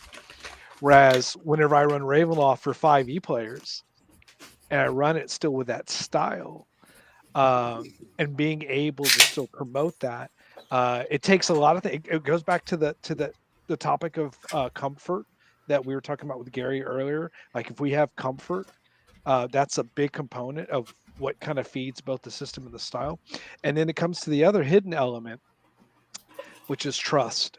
If your players trust you, if they're absolutely coming in with at least a recreational trust after time, because you might be strangers at the table, but you eventually get familiar with each other. When that trust really starts to kind of work, really, your players don't really care what style you are. They just know you're effective. And that whole ability to kind of get to that point, it's almost like 4D GMing. Like you were able to move in between these spheres and spectrums of being able to facilitate this. I don't think that there's whether you want to call it judge or referee or GM or all this stuff. I mean, it's just the fact of how these games run, that at different times, just like our players play different roles, so do we when we're working with these systems. So I think the inspiration. Sorry, Gary. Go ahead. Just Go gonna ahead, throw Matt. You've something been in. waiting. I think the inspiration behind a game matters a lot more. So we were talking, like, I was listening to y'all, and we're talking about different rulings, rules, 4D, non-immersive, all this stuff. But I think that rule books are usually most important only for the referee and very little for the player. Say that one more time. Rule books, like game rule books, are most Okay. important for the referee and not as much so for the player. Not to the point where I never give them a rule book, but I've done that. I've done, like, when I have told y'all before how I get new people at the table and I don't tell them, they don't have a character sheet. They just get a piece of paper and I say, okay, you're you right now, until we see if you actually want to keep playing with us. But I like, okay, I've had conversations about it with folks before, and they've been like, oh, well, if I'm a player and I don't know what I can do, I don't know what things I can do, like, what, I need to have some sort of guidance on that. I'm like, if you join us in reading the old books or watching some old movies and stuff like that, you can get a lot of those ideas right from there. Like in Conan, like him taking some of his clothes off to get stealthier, and yeah, the guards don't notice him as he's thieving, running on roof to roof or whatever. And then, or, taking armors off and stuff like that. Or in Manly Wade Wilson, which is coming up this upcoming month, where he walks around with his, John Silver walks around with a guitar with silver strings. And there's this weird wizard out in this, like, Appalachian town or whatever. And it says that he, like, recoiled from those strings. And he did the same thing to a silver coin later. And John Silver goes, "That's right. All manner of witches, ghouls, werewolves, and vampires are scared of silver," and stuff like that, where the player might go read that and go, "Oh hell, we got werewolves coming at us. Let me go grab some silver." Versus the rule book told them that silver is more effective against monsters. So that's okay. I see the point you're trying to make there. It's a little bit more immersive, right? Because they have the appendix N of sorts, right, to rely on, versus like the modern game design where they're really concerned about what rule applies to this thing. To well, if I'm 5 feet away, I get a +3, and if I'm 10 feet away, versus which can also be fun. But yeah, oh yeah. But I mean, there is a distinct difference, right? And like, so if you're not looking at the rule, but you're looking at the folklore, and I think that's what we kind of want, right? Especially like you're looking at a game like Vossen, it's part of the game loop. There's a mystery. Mouse Ritter, like that informs. Yeah, that informs the players of what you're getting into. Yeah. And so they're in Vossen, they have to they get a mystery. They spend some time investigating. They make a couple rolls, and it's like, okay, you're done. Pass or fail. This is the information you have. Now you're going to go to the place where the haunt is, and then they learn more. And then based upon what they've acquired on their way there, based on their prior knowledge, and then they have to deal with whatever. I think that's what we want. I don't want my players going, "Oh, we're facing goblins. Oh, this will be easy. Yeah. I don't want them to do that. Hargrave in Arduin, he mentions never to tell the players what it is they're fighting. Oh, that's brilliant. Yeah. Just describe the being to them. Yeah. And I think I made that sometimes point a orcs couple look weeks different, ago. Yeah. Sometimes goblin looks different, Yeah. And I think that helps. That goes a long way. There is once again, there's always too much of a good thing can be a bad thing. There's always too much, if you don't tell anybody anything about what you're doing, then they might feel lost. Yeah. Which is why I direct them to the old material. But yeah. So at some point they got to know what a goblin looks like. At some point they'll start to figure that out. But maybe these goblins have purple skin, or maybe these goblins have runes carved on their body that make them explode when they kamikaze run at you or something. You know, I don't know. But so recently we just ran Dracula in Space on the server, and a month or two prior we watched the Hammer Horror Dracula on the server too. So when players were getting into that, they've got this very clear idea of how a vampire works, but not because the mechanics told them how the vampire works, but because they're like, oh my god, we saw Christopher Lee on screen, and so we know that it's going to be kind of like this or stuff like that. You look at the newer generation of gamer and the newer generation of fantasy, and it's self-referential. Yes. Mm-hmm. So I think that's why the players, or at least we have sort of a push towards the OSR stuff, because they're like, this fantasy has nothing based on it, or it's not based on anything other than itself. Right. The new fantasy was based on the old games, but the old, like when you go to the old games and you're still sitting there like something's missing, and it's because you're just not actually looking at the sources of things. Well, that's actually a really good point. Like I started making it a point to like go through the Appendix N and just start reading some of the, and not for nothing, some of the, like, I'm not a big fan of was it Lieber, the Fafhrd he's Mouse. My favorite. Yeah, to me it's just too wordy. I'm like, I don't, this is too much. But dude, he pulls out that vellum green map, that description. Oh yeah, no, there's some long. really good stuff. It, there's some good stuff. Don't get me there wrong. Like I get Gary like, with another printed book. I got a portal to Lankmar, Gary. We'll go there. Sweet. But like reading Poul Anderson, he's like my favorite right now. 3 Hearts, 3 Lions. That's like a D&D adventure. Yeah. And like they're fighting the troll in the cavern. When they realized that fire can like kill the troll, and I was like, oh my god, this is the origin of it, right? But what was even more interesting to me though was the smoke filled the cavern and they had trouble seeing, and I'm like, I've never done that. My players are going to be so pissed at me if I use this, but it's in the back of my head. I plan on using it at some point. So I do think the Appendix N, it does help inform like where all this stuff comes from, and I think it's a really good idea that you're telling your gaming group, I'm going to give you XP for reading these books. I might actually start doing that myself. Well, I do have a style of play that I run, and that's how I get my players on board with me about style, mainly because I think those stories are cool, and I'm assuming that they're going to read them and also think they're cool.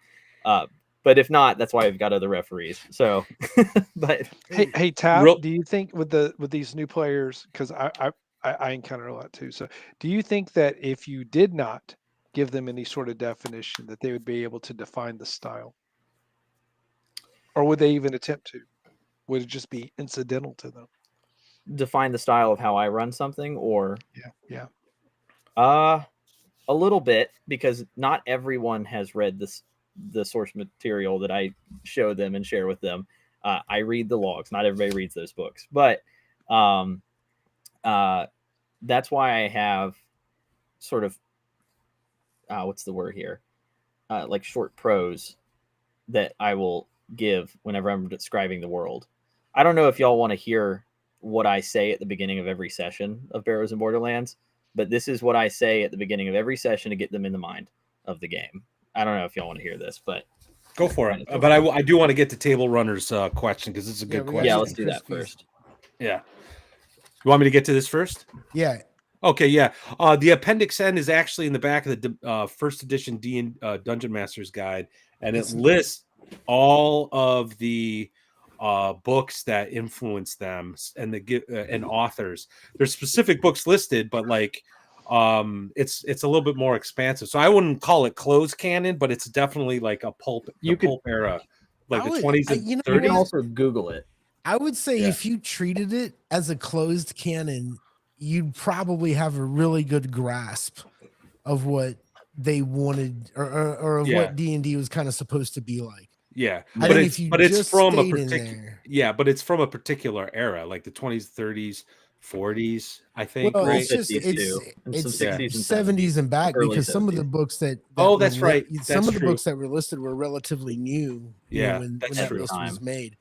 So And they I'm don't list sure the movies they were watching because I right, think they he don't knows what Appendix N is. He just wanted to know if it was specifically a closed canon for the I don't oh Oh, you mean like to define OSR? Yeah, I yeah, think yeah. strictly speaking, probably. But Yeah. the way I treat Appendix Good N, and start. people know me, like I'll ask any game master, "What's your Appendix N? What movies, music, books influence you?" So specifically to the OSR, I think it's pointing to that era of literature. But broadly speaking, as sort of like a concept to define a game style for a game master, which is what I do, how I approach it, it could be anything. Like Crispy, I'd love to know what your Appendix N is. What gets you motivated? What gets you jazzed? What gets you ready to run a game? I'd love to know. You know, it's And with that sacrilegious. said, I gotta use the bathroom again. So Okay. Matt, don't say your thing until I get back. Go ahead, Brian. yeah. Eric Holmes has a real quick before you start. Eric Holmes has an expanded Appendix N, the guy that did the basic set. So y'all can also Google that, and there's just more books.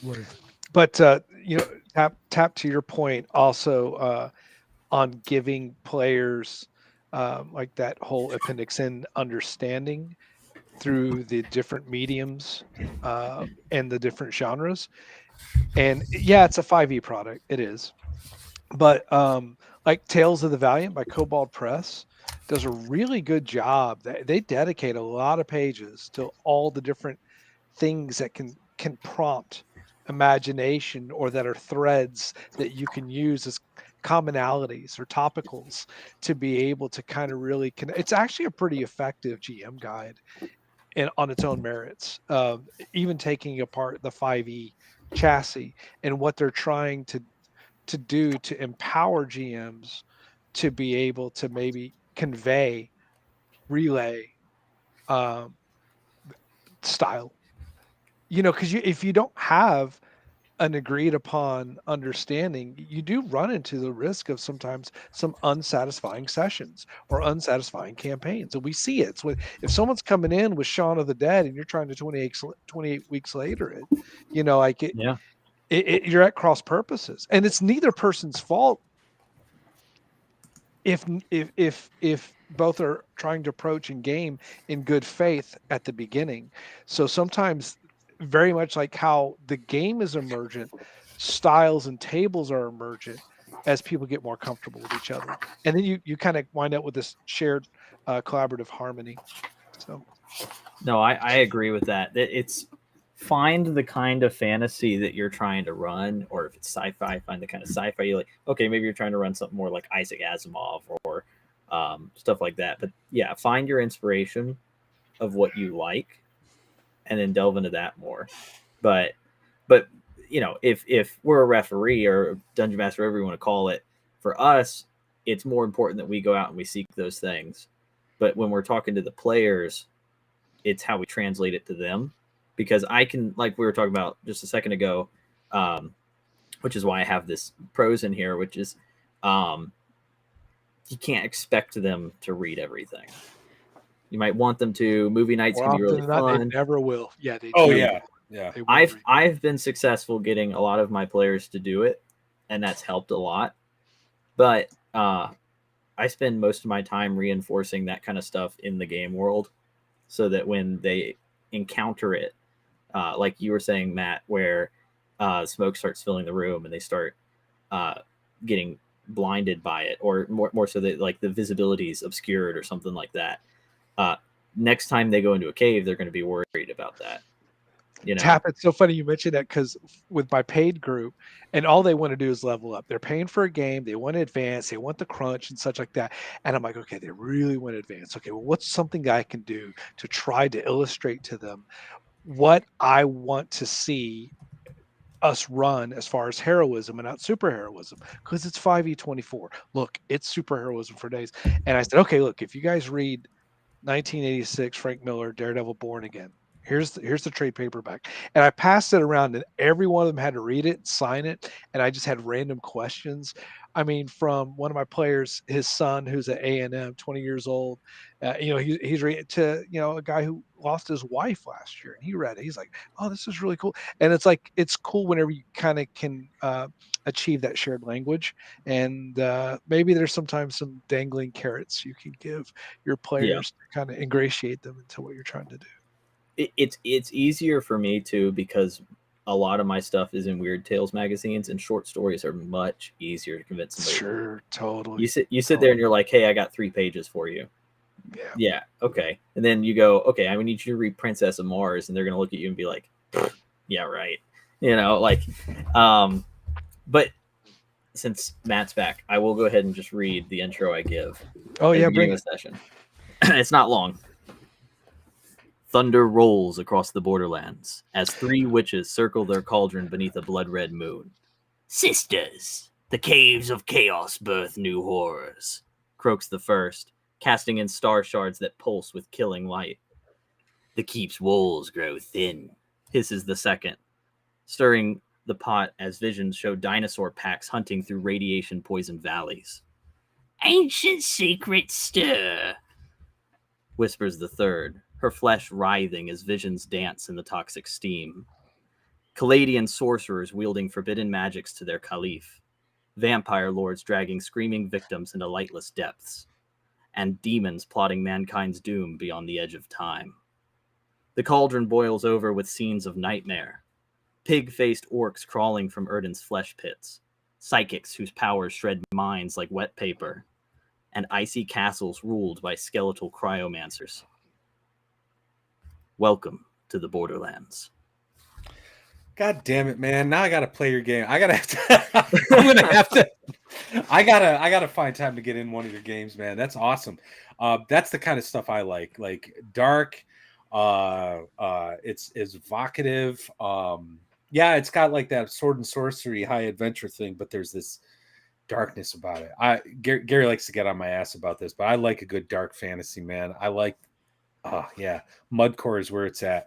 Real quick, we got a $20 super chat at most. Thank you very much, sir. Appreciate it. There's a subset of newer players that comfortable with rigid rules when it comes to character creation rules. Mythcraft. Yeah, we've been playing Mythcraft with Legacy. I don't know how I feel about that rule set. I love Legacy, but I'm not sure how I feel about it. Shadow of the Demon Lord, played that. That's kind of fun. Lancer, haven't played that.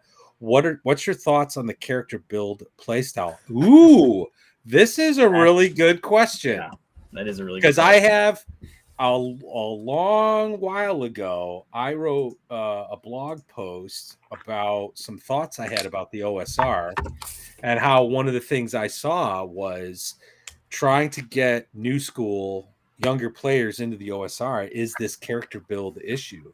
And because when you look at the OSR, it's like you got 7 character classes, right? At least from BX, right? What are your guys' thoughts on that? Okay. Mine will be super brief, so I'll just keep it there. I like 3 things really. If we're doing fantasy or sci-fi, if we're doing like, oh, I'm a dude that's going on adventures and stuff like that, I like character creation to be kept fairly low. But if we're doing superheroes, I like to get really deep into character creation. So I like games with like a lot of options. Maybe you got to do a little math to make your character, but that's mainly because it's superheroes and you know what you're getting into, and people want to make their powers. That's kind of the whole point. But yeah, with OSR games, I guess I'm going to call it like non-Euclidean leveling and advancement. So I like your character to be fairly bare at the beginning. They've got a couple cool things and they're getting into it fairly low level. and the advancement comes from what you find in the world and how you interact with the world. So characters are fairly bare. But when you look at the high level characters in Barrows and Borderlands, at least in my campaign, you've got like Maxilla the Dread, who's got this massive 53 level castle that his character's built over time. And he's got armies of undead servants and magic items that he's found throughout the world that allow him to do a litany of things. John's actually, that's his character for his Castle Dread adventure that's coming out. But oh, sweet. So at its core, he's just a mage, and Yeah. he just gets spells every once in a while once he finds them out in the world. But because he's interacted with the world and played in it, he's advanced that way.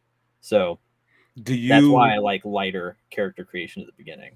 Do you create things to add to a player based on what happens in the game world, like the emergent story? Or do you stay pretty strictly to the character advancement tables in the rule book? Oh, we mix stuff up all the time. There's like I don't tailor make things for player characters most of the time. I mean, we've got hundreds of them, so I'm not gonna usually remember what your character's got going on. Sometimes I do. It depends on how long they've lasted. But I like the idea of, okay, yeah, you may have started your character as a farm boy coming into the Borderlands, and you found an Atlantean spear, and now you've sort of based yourself around that spear. And then later on, you find the helm of black wizardry, but you're not a mage, but you wear it anyway to keep it away from other mages. And you've got this character's being built out of the things that you're interacting with. Maybe you've taken over the faction of mercenaries in the hills, and now you're leading them. And the mercenaries, for some reason, you guys have an encounter with dire wolves, and instead you guys capture them, and now you're a dire wolf trainer, you know. Right. So, yes, like and subscribe. But yeah, you know, sorry, like, I'm just trying to. No, it was funny.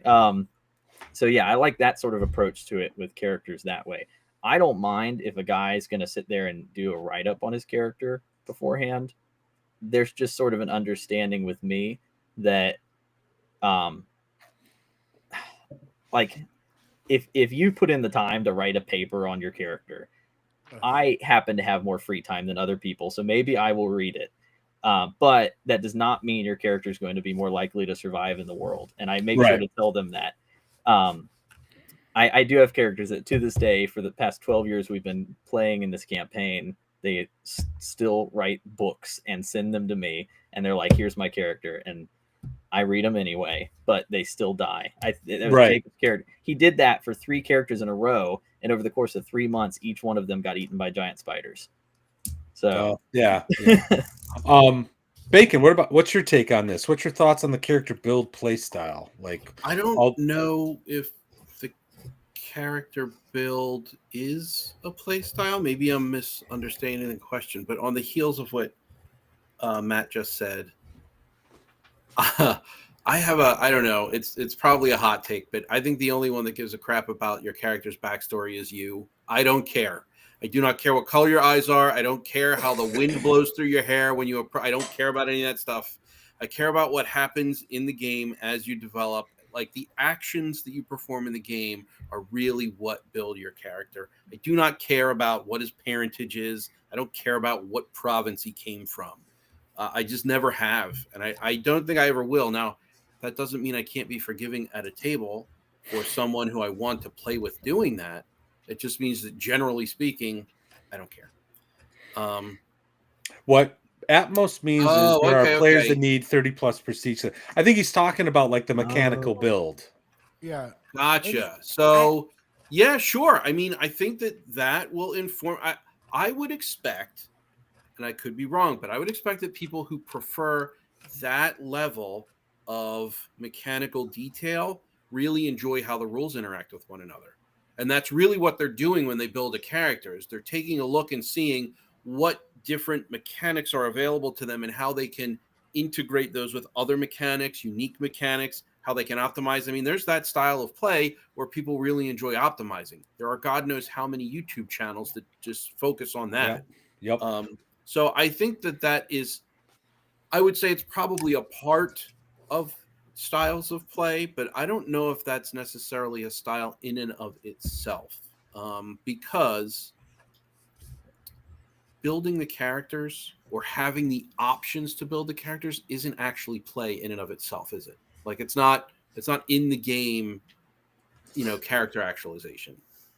All right. Well, we have a follow up. You don't care about wind blowing through people's hair, but what about wind blowing through your beard? I maintain consistency. I care about the wind blowing through my beard, but I don't expect anyone else to. Hey, at most. I hear what you're saying, man. I see like more of a focus on leveling.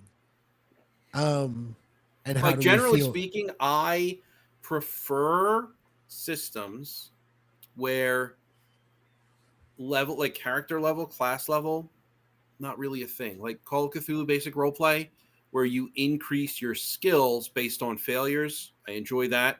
I love games where you just like Traveler. You roll a guy up and that's your guy, pretty much full stop until the end of the game or you die. It's I think it's more true to life. I find that it's more, it's more verisimilitudinous to find out, to learn things as you play. Like I am a character, I have this experience, I have now learned this thing from this experience, than to go through some level up process. That doesn't mean I'm against level ups. That doesn't mean I'm against classes. That's my preferred character, method. I think it depends on the flavor. So for I me. generally choose. Well, I generally like to choose games, or I just expect to die, and that way I don't have to level up. I don't.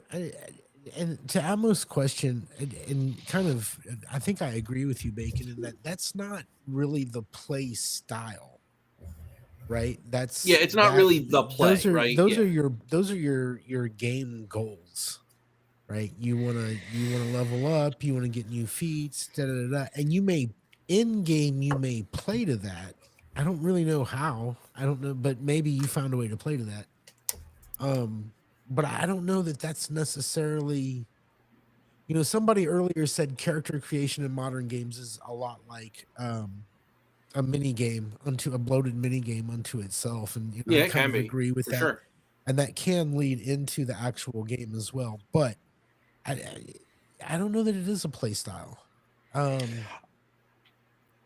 think for some in the modern sphere, like I know I don't want to sit there and like beat up on 5e, but I think for some D&D is just a like a miniature war game, skirmish war game, and they're just looking to get as many points as they can on their character, and they're not really role playing. But that's not to say you can't min max and role play. Like but I think for some, and that may be what Atmos is getting at. And so I think that could be a play style, but that's like again on that like continuum, you're really on the war game side at that point. My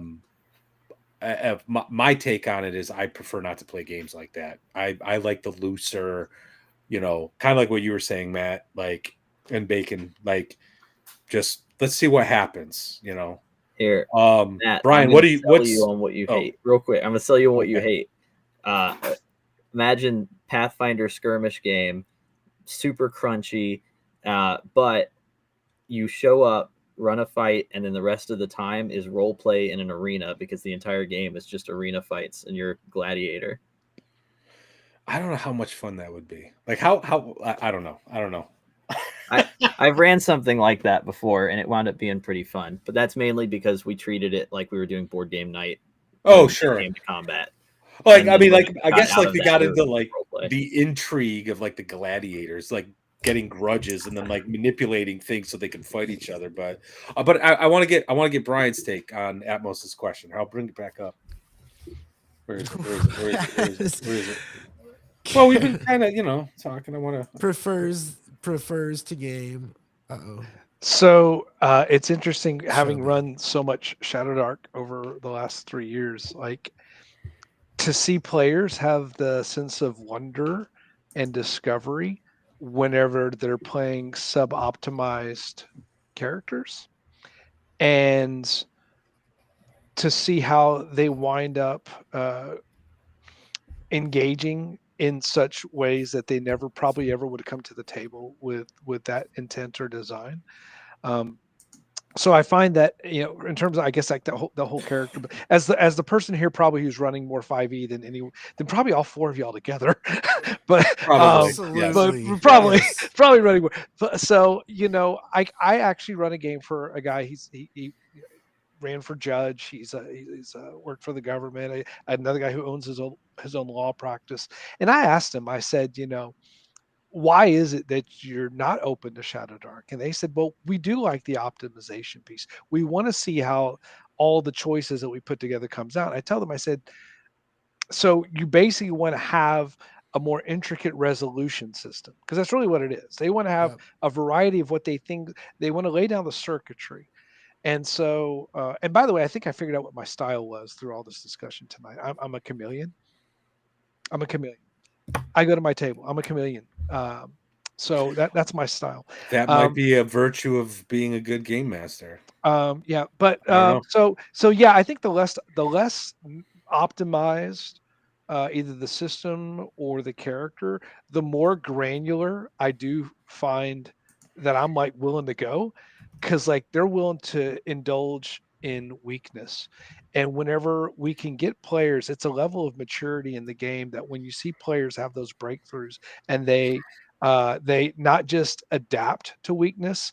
Oh, I got level drain. I'm gonna have to figure out how I'm gonna deal with this. But they adopt it. They crave it. Whenever your players are craving these vulnerabilities and they really engage around those pain pressure points, that's where some of the best situations and scenes come from. So that's probably my take on the whole build aspect. Is I'm cool with it, but can we embrace some flaws? Because I think that friction is what really drives so much. Because if you have friction, then you're going to get to resolution and adjudication. Are they? So A question for you, Brian. Are these guys that you're talking about that are into they're the the ones builds paying. and all They're the that? ones paying. That's Yeah, the thing. yeah, for sure. But is there is there actual role play happening? Yeah, they're great. They're incredible. And so that's the blessing that I have, is that they love filling in the gaps. The big rocks in the jar are going to be all the mechanical builds, and then they just sprinkle in all the Yeah. soil around it, and but it's. And here's one other discovery for me tonight listening to you guys. I think I discovered my style. I also know, more importantly, I know what I'm not. I know what I'm not in terms, and I'm not overly performative. Um, I'm Ooh. not very lore heavy, more lore discovery. And but yeah, they role play really, really well. And then with my Shadow Dart game, like, it's kind of a weird, beautiful opposite. I got like three wives at the table, and all the ladies are just getting into the rules like crazy, like wanting to know how it all works together. The role play part comes to them fine, naturally.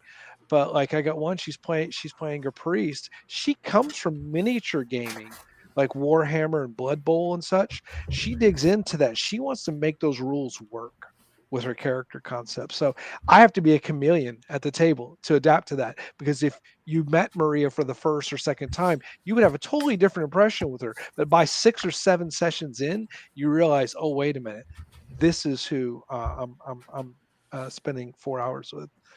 Yeah. Well, So I agree with you, Brian. Sorry. go ahead, Matt. No, go ahead. I You're the was just gonna guest. say I agree with you. My game is only lore heavy because it has 12 years of play and because we found things out in the world. oh yeah, I didn't mean that, by the So- way. It's like, I No. love your I'm just intro. saying I agree That's like, with. No. I'm just Yep. saying I agree with what you're saying about sort of blending with the players that are at your table. If I showed up to a game and I was trying to run a game for just war gamers, like we got a couple bros in the Discord, and if I was running a game for them or something, and they wanted to really make it like war game heavy, they're not going to have a good time if I like walk in there with the tavern keeper. I'm like, hello, merrily, verily met, and then I try and talk to them for 3 hours, and they're like, dude, this is boring. I want to go fight something. So you kind of That's my disappointment with the Glass Cannon podcast. I was so jazzed to see them take on Shadow Dark because I was like, okay, cool. We're going to see the system get showed off a little bit, and it's like, man, 3 or 4 sessions in, it's just so overly performative to a point to where I want to see and maybe that's just me. I'm like the sick fiend that when I watch live action plays, I like to see how things get resolved, not how they get performed. So I run 20 people at the same table at once usually. Bless your heart. Well, so I spend a lot of time gauging the table while I'm there, because if people are role playing, if they're in a town and there's like 3 conversations going on and everyone's having a great time just talking and doing that, I'm not going to stop them. Let it ride. But if I've got one player that's giving monologues and everyone else is sitting there like, I'm gonna be like, all right, that's enough of that. Let's move on. Like moving on from this. But that's another thing, Bacon. You're talking about like OSR style play. One of the things that is useful, so style play, it's for me, the availability for the mechanics not to slow the game down when I'm trying to use them. And that's usually what I see out of like OSR style games. Like if I've got 20 people at a combat encounter, I need that combat encounter to only last 15 minutes tops. So, sure. That's a big deal in 4D as well, making sure the mechanics don't get in their own way. We have a really large love for DM Scotty's EZD6 for that very reason. It's just a very out of the way mechanic. It's a universal resolution, so you're not doing a whole bunch of subsystems. You're not doing a whole bunch of mini games or calculations. You roll your dice. That is the result. Move on. It's really easy math between 1 and 6. So I agree with that for sure. The mechanics getting in the way is that's your style. I use 4 different combat resolution systems at my home table. So that's quite a lot. Well, that's because I've got I'm not even going to count chainmail that we use for the mass combat, but I've got basically a way that resolves combat in just a couple dice rolls so that we can move on. And then I've also got... Is it like a Tunnels and Trolls thing where you go, okay, this force is this big, this force is that big? It's actually based on the dungeon board game.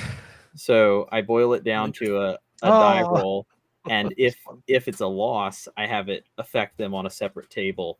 But then I have my sort of normal fighting where it's side based, and I'm like, okay, what are you doing? What are you doing? What are you doing? Very quickly tell me. All the people hitting them with the sword roll their dice.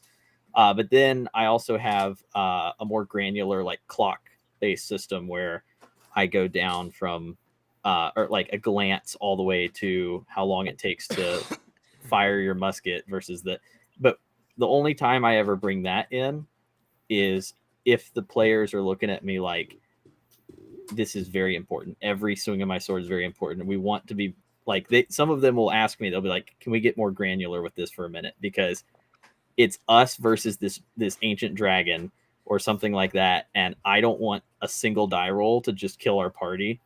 Can we have some more granularity in there? So I morph it depending on where we're at in the game. I need to get into one of your games, yours specifically. I think it's awesome that you have so many referees. I want to play in one of your games specifically. You should also, John. Okay, so we've got a lot of good referees. John on the server is probably closest to my style as well. Who's doing the castle dress? I think he's on there as Bingus Boppus. So. Oh yeah, I've seen him post. John's a good dude. John's good. Also, I want to say real quick that Chubby Funster says after Wesley Willis died, the production of great music effectively ended across all markets. I agree. Rock on Chicago. Rock on London. Rock on Chicago. Sorry, I keep getting up. No, you're good, man. You're good, man. You're good. Hey, I'm waiting for my Kickstarter, so please work. No, I'm just kidding. I'm kidding. It's right here. Oh, it's right there. Yeah, real quick. Disco asks, what does that mean more granular? It means that the rules be more detail in the rules, more options, more dials to turn. If you look in the Ready Ref sheets from Judges Guild, there is it's called weapon priority, and that's the one I usually mess with. But It basically, you don't roll for initiative in the same way. You go down and say, okay, who's doing a glance? Like if you're like a Medusa or something, you're like gazing at somebody, and then you go all the way to I'm sitting there reading out a 7th level scroll, and that person's going to go last. And it's a different way of doing initiative. It's countdown initiative. There's a bunch of games that do it. We use it extremely rarely. I don't use it unless the players ask me for it to be more granular, like slowed down. I think that's an interesting way to address that. Interesting. But I wanted to go back to the easy D6 thing. For Gary's game, Bacon, I'm actually trying to like do 4D. Like I'm just gonna go for it. Okay. Because I think it would be a perfect game to experiment with that, because I've never done it before. I mean, I like to think I get into a character, especially when I really like what I'm doing. But I still do that. You know, Brogan was awesome. I love that game. I loved that game. Yeah. It was a lot of fun. It was a lot of fun. Crap. We jumped around a lot, and there was something I wanted to comment on, and I completely forgot because we started talking about Wesley Willis, and God bless the man. I don't know. Anyway, Can I throw a little sunshine? Absolutely, go for it. Because I was thinking about what are things that would be indicative or things that I've continued to refine. And like Ben Milton had, I guess it was about a year or two ago, he had I think it's the tunic principle, which is time until next impactful choice. And Tap, you were kind of mentioning like that. Like that's probably got to be really at the forefront with those larger tables. I think the largest table I ever ran on a regular basis is probably about 8 or 9. But when you start getting to double digits, like how you kind of make sure that there's a good pacing piece there. And I imagine it goes back again to what we were talking about earlier, system proficiency. The comfort you have with it and being able to move and flow through that. And then again, going back to the player part of it, player facing, which is just that trust that, okay, it's okay for us to move to this next choice because we feel like we had the necessary opportunity to either make a choice or not. So I do like to keep Tunic front of mind usually when I run any type of game. So real quick, we got a super chat from Chance. Hey man, thanks, dude. $5. Everyone join the Barrels and Borderlands Discord server. We have a lot of games throughout the week, many different styles and many refs and games. I've been blown away by it. I really am. It's Matt, a lot of fun. You're kicking ass. Which reminds me, I don't want to go into this right now, but you know what? I think I might want to set up a stream, Gary. We should set up a stream where we have like Thunder Moose and Matt, and maybe if we can get another bro to talk about how to manage one of these types of games. Because I've heard them talk about 1-to-1 time is the greatest thing ever. Okay, great. We'll concede that. How do you do it? How do you manage the game, the nuts and bolts? I think that might be a good topic. Because I know you got Matt. You got like all these forms people got to fill out. It's like I use Excel sheets and Google Forms, and it's the easiest. It takes all the weight off my shoulders. I'm gonna confess, Matt. One of the reasons that I haven't joined the game yet is I'm afraid. I'm so afraid I'm gonna do something wrong. Like I don't have. Every time I sit down to go to the server, it's a little overwhelming. Yeah. So I go to look at the server, and then I just wind up.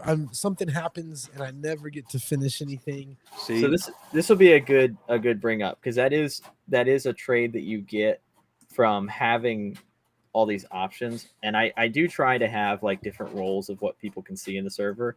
Like most people can't see the 100 plus locations channels that are in the server. So there's a lot going on, but the campaign is as easy as you see a game that looks fun, you can sign up and you never have to worry about it a day after you play in it ever again. True.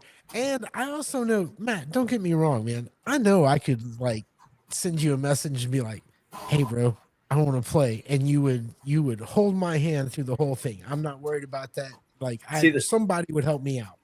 The thing is, literally the character submission form that's on there, most of the referees, if you just sent them a picture of your character and did nothing else, they can put it in for you. Word. They can do all that for you. We will definitely. I think we got a great. I think we're gonna topic. have to, and I have and I like it because it's practical. I'm actually, Yeah. Matt, I've been meaning to talk to you about that actually, because I've been thinking about kind of bumming around a few games Mhm. and recording as I play Yeah, and like cutting them up for like different experiences and different games. You know what that'd I be mean? awesome. It's just been a thought, and if I ever can figure out how to edit anything, that might actually happen one day. I can help Um, you. I used to do professional video editing. Dude, I don't mean to be a party pooper. I don't want anybody here to leave because I'm not done talking. But it is 12:05. Are we Yeah. gonna extend our watch, or I'm willing to keep going if everyone else is. It's up to not to put the pressure on. If it's time for bed, we can end the I watch. think we should. But I think we should. this end has the been watch, one of but stay Maybe- here maybe so we we- can talk shit to everybody. Maybe we rotate to like a final topic, which was Let's the do second part. A second part of the episode subtitle was Playstyles. We've really spent just a wonderful amount of time just kind of like picking each other's This brains. has been a really good conversation. But what's happening at your table? Like that was the other part of tonight's episode. What's happening at your table? Because that ultimately it is the end effect, right, of play style, is what's happening at your table. So I don't know where we go with that, but I was just looking at it and I'm like, okay, yeah, Well, you're right. I'm happy to talking start. about There's midnight. actually a comment. Go Bacon. Yeah, bring it, brother. But, Yeah. So M. Melnick, it's a little bit further down, but it starts with play style implies play with other think people. I saw Thus, that. the Yep. interaction among Sorry. everyone at the table creates the play style. There it is. That's the one. So this I agree with, especially in 4D. 4D is it's a holistic style. It's a holistic approach to the game. It's not just about trying to be as immersive or as in character as you can. It's about trying to create. It's reducing roll distance, which is something I can't get into in the limited amount of time we have here. But it's about reducing roll distance between the player and the character, and it's also about attempting to create conditions that provide moments of total immersion.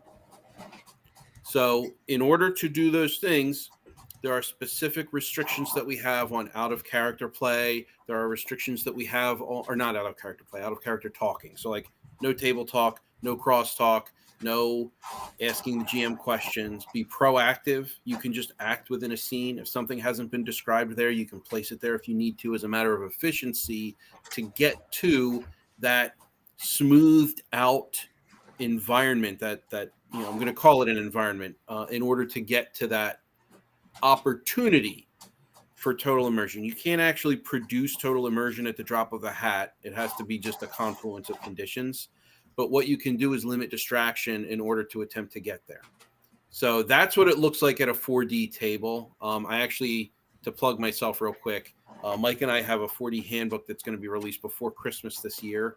How cool. Oh, good. Hey, man, you should have said something. I would have. That's fantastic. Cool. No. Chill. It's we're still there's a lot that's still going on behind the scenes, but the timetable that we're trying to hit is before Christmas. Maybe I'll that pick means it up. it's going to come out December 24th. I don't know. But we're really trying to nail this down before Christmas, before the end of the year. So that will provide all of the basic entry level information that you need to kind of do 4D at the table. But that's what it looks like. And it's buy-in from all of the players and the GM in order to have a very focused, concentrated session in order to arrive at a very specific goal. And it tends to be very successful when everyone works in concert that way. So that's what it looks like at our table. Okay. So can I Brian, say go ahead. something real quick? Yeah, go for it. It's Yeah, always all me right. and you, Gary. You go first this time. I know it's all right. Hey, well, actually, I'm talking to Bacon and Matt right now, and I think maybe DM Cloaker, if he ever decides to show up as a guest star.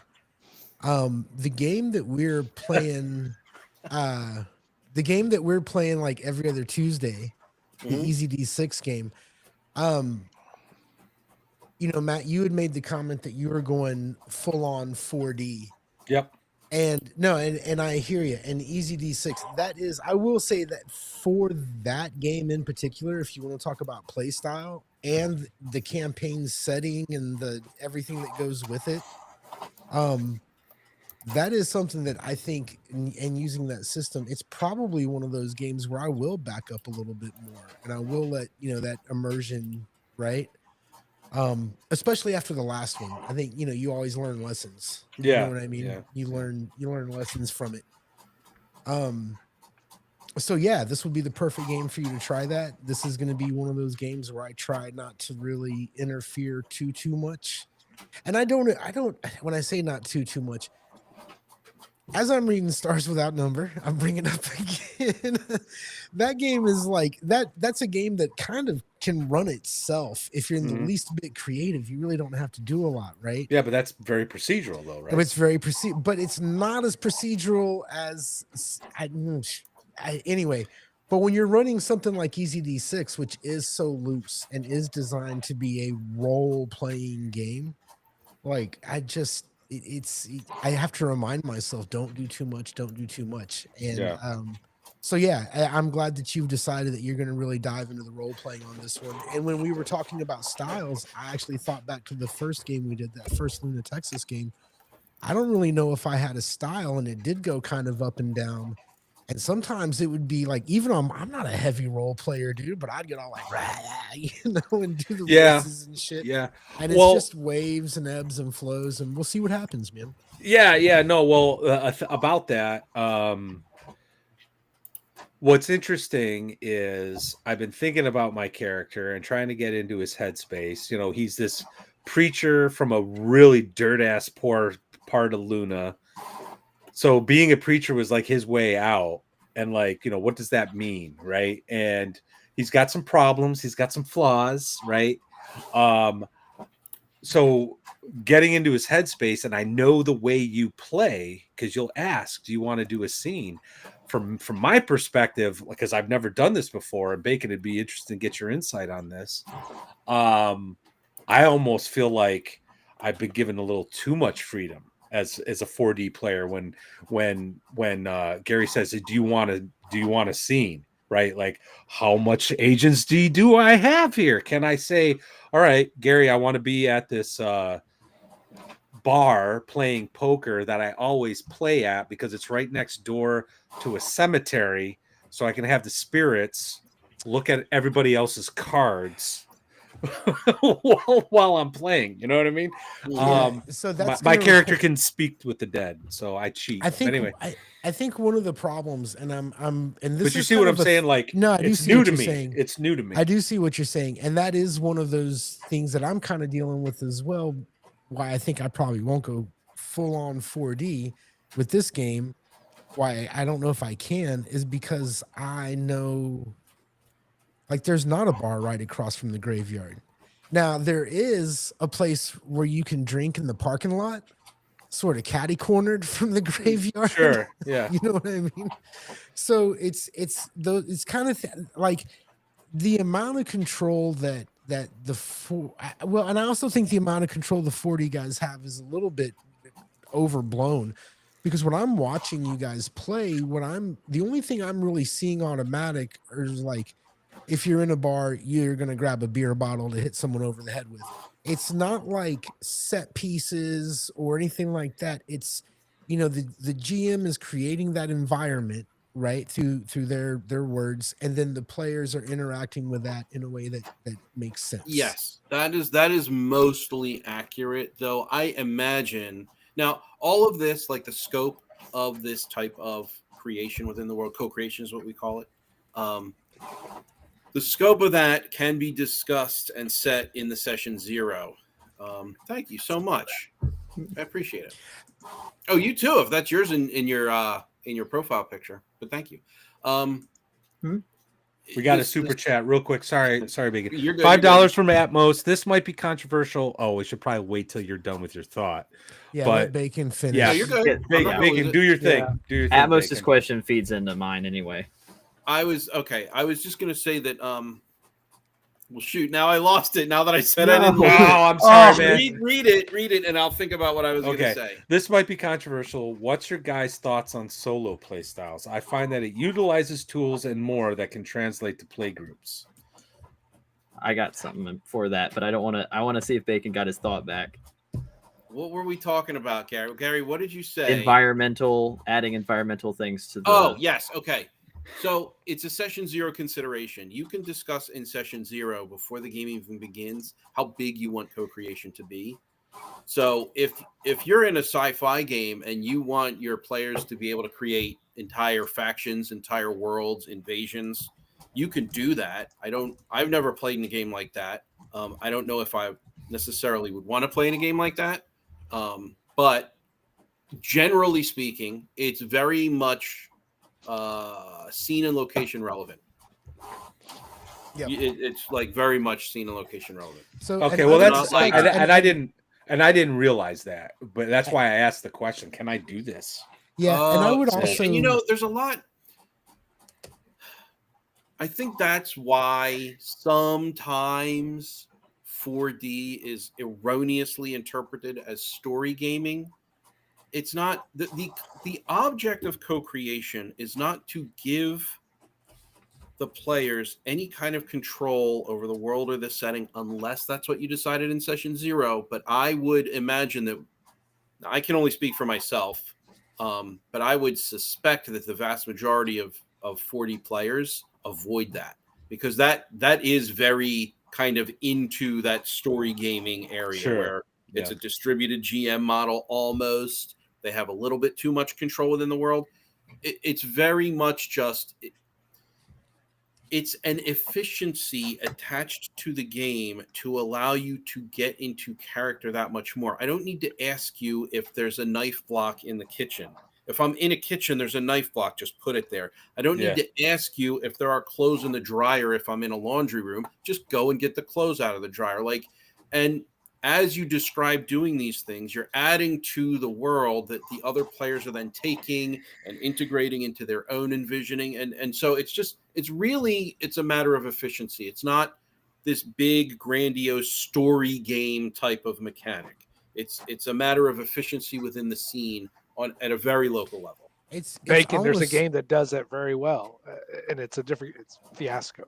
I mean, I have opinions on Fiasco. I also shit. have opinions on solo play, but I will. Well, we discontinue and got allow we Matt. got the super chat. So Yeah, I'll let Matt Tap get to it. yeah, this feeds in to what's happening in the Borderlands. We're talking about what's happening at our games. So, in our campaign right now, we've got armies facing off against each other that are ran by players.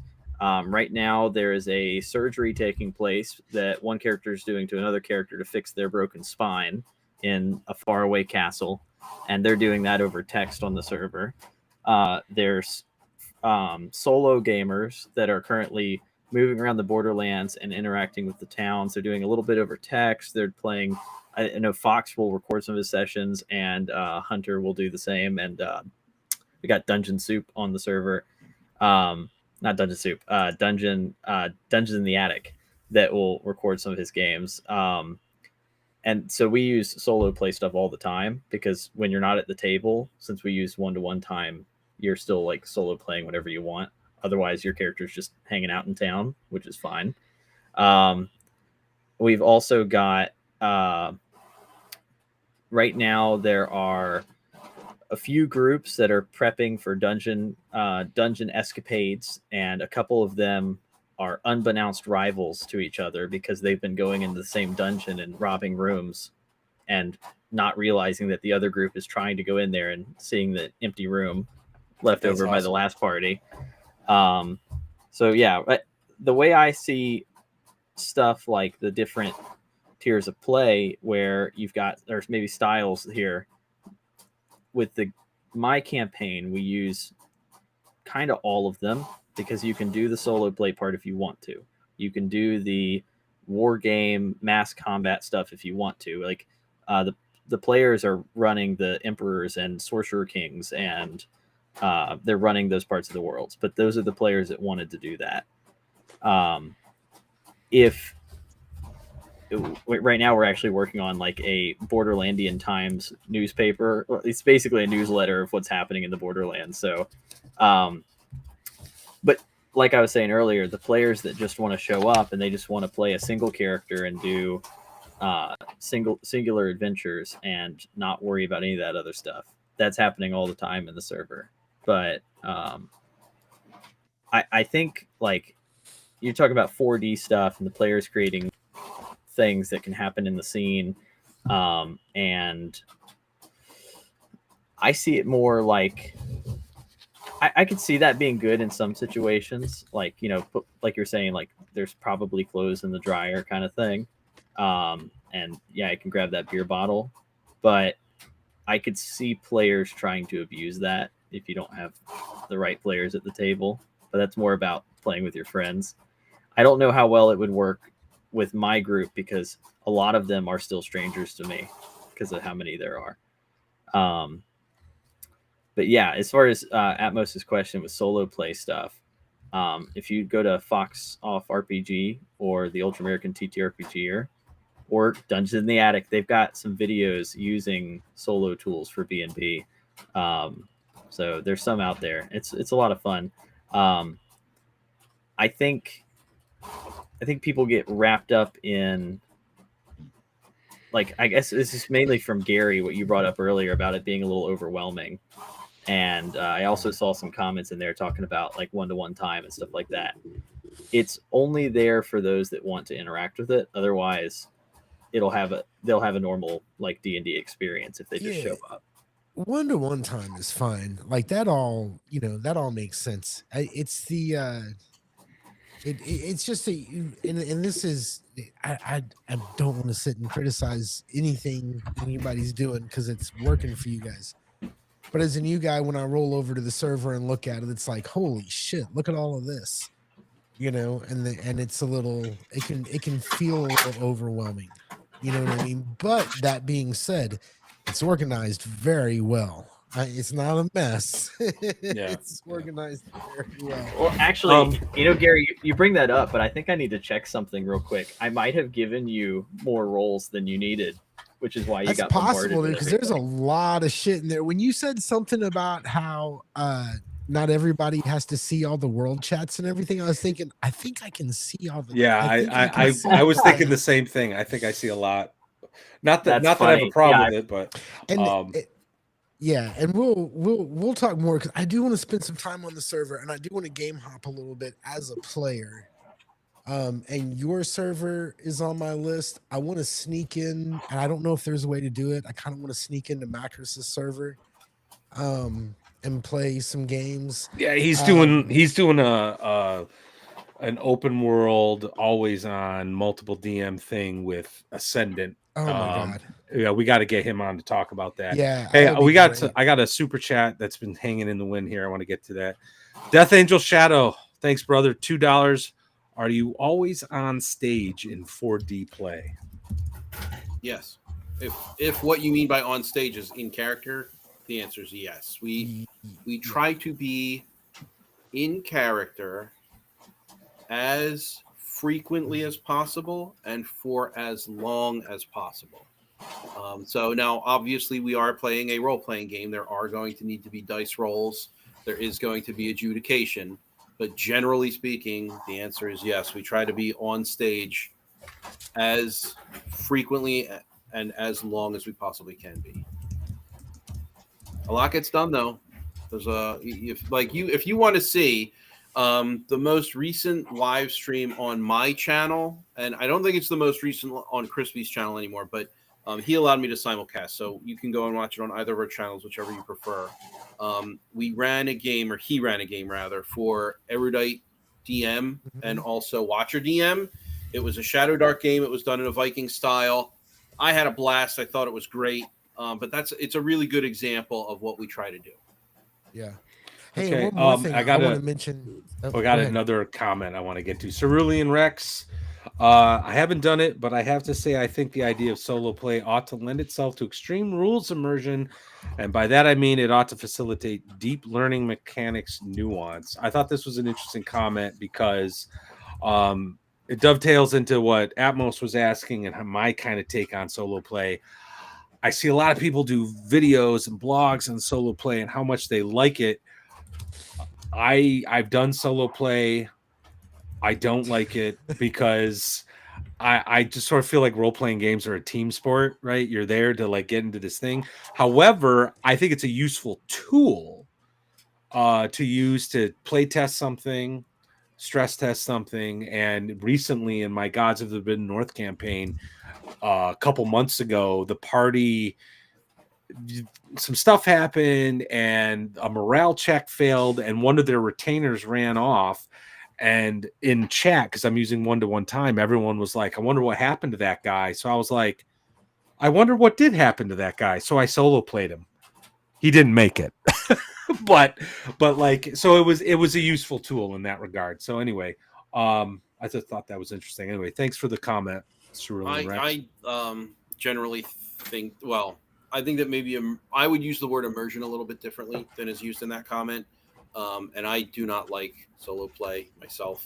I find it difficult to engage with.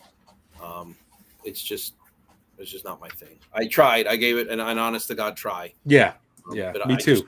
It's just not something that appeals to me.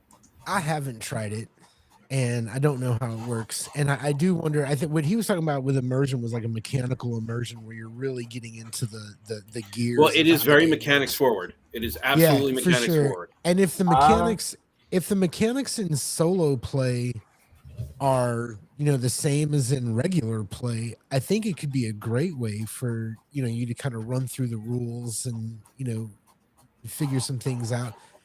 I've never been drawn to the solo. I actually disagree a little bit. So I use solo play, yes, as for me, I use it a lot as a tool as a referee, but it's how I build out certain places and locations too. So if I'm getting stuff ready, I have a couple characters out in the Borderlands that will go off and explore regions to make sure things look nice and feel good. So yeah, I use it as a tool for one. But if you look at Fox Off RPG's channel, you'll see some of the way he plays his solo play is very narrative forward, as opposed to mechanic forward. So I would definitely check that out. He actually just yesterday did a video on how to do solo play. So I have big thoughts on narrative with regard to tabletop role playing games, which we don't have any time not to get into. telling a story, but narrative is in the difference between how do I put this? The difference between saying I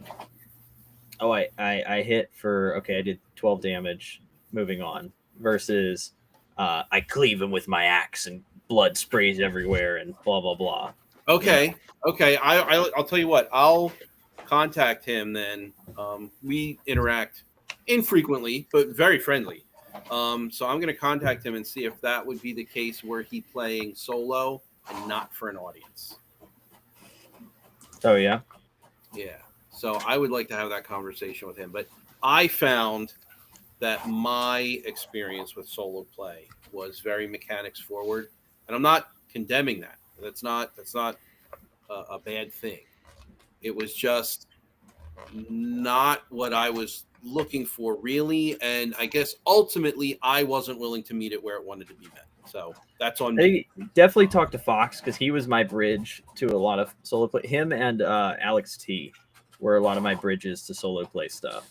Okay. So definitely check that out. I think it might not persuade you to try it again, but at the very least you can see like there's some other ways to do it that might be fun as opposed to just mechanics forward. Yeah, and I'm very interested. Like I want to explore all these avenues of play.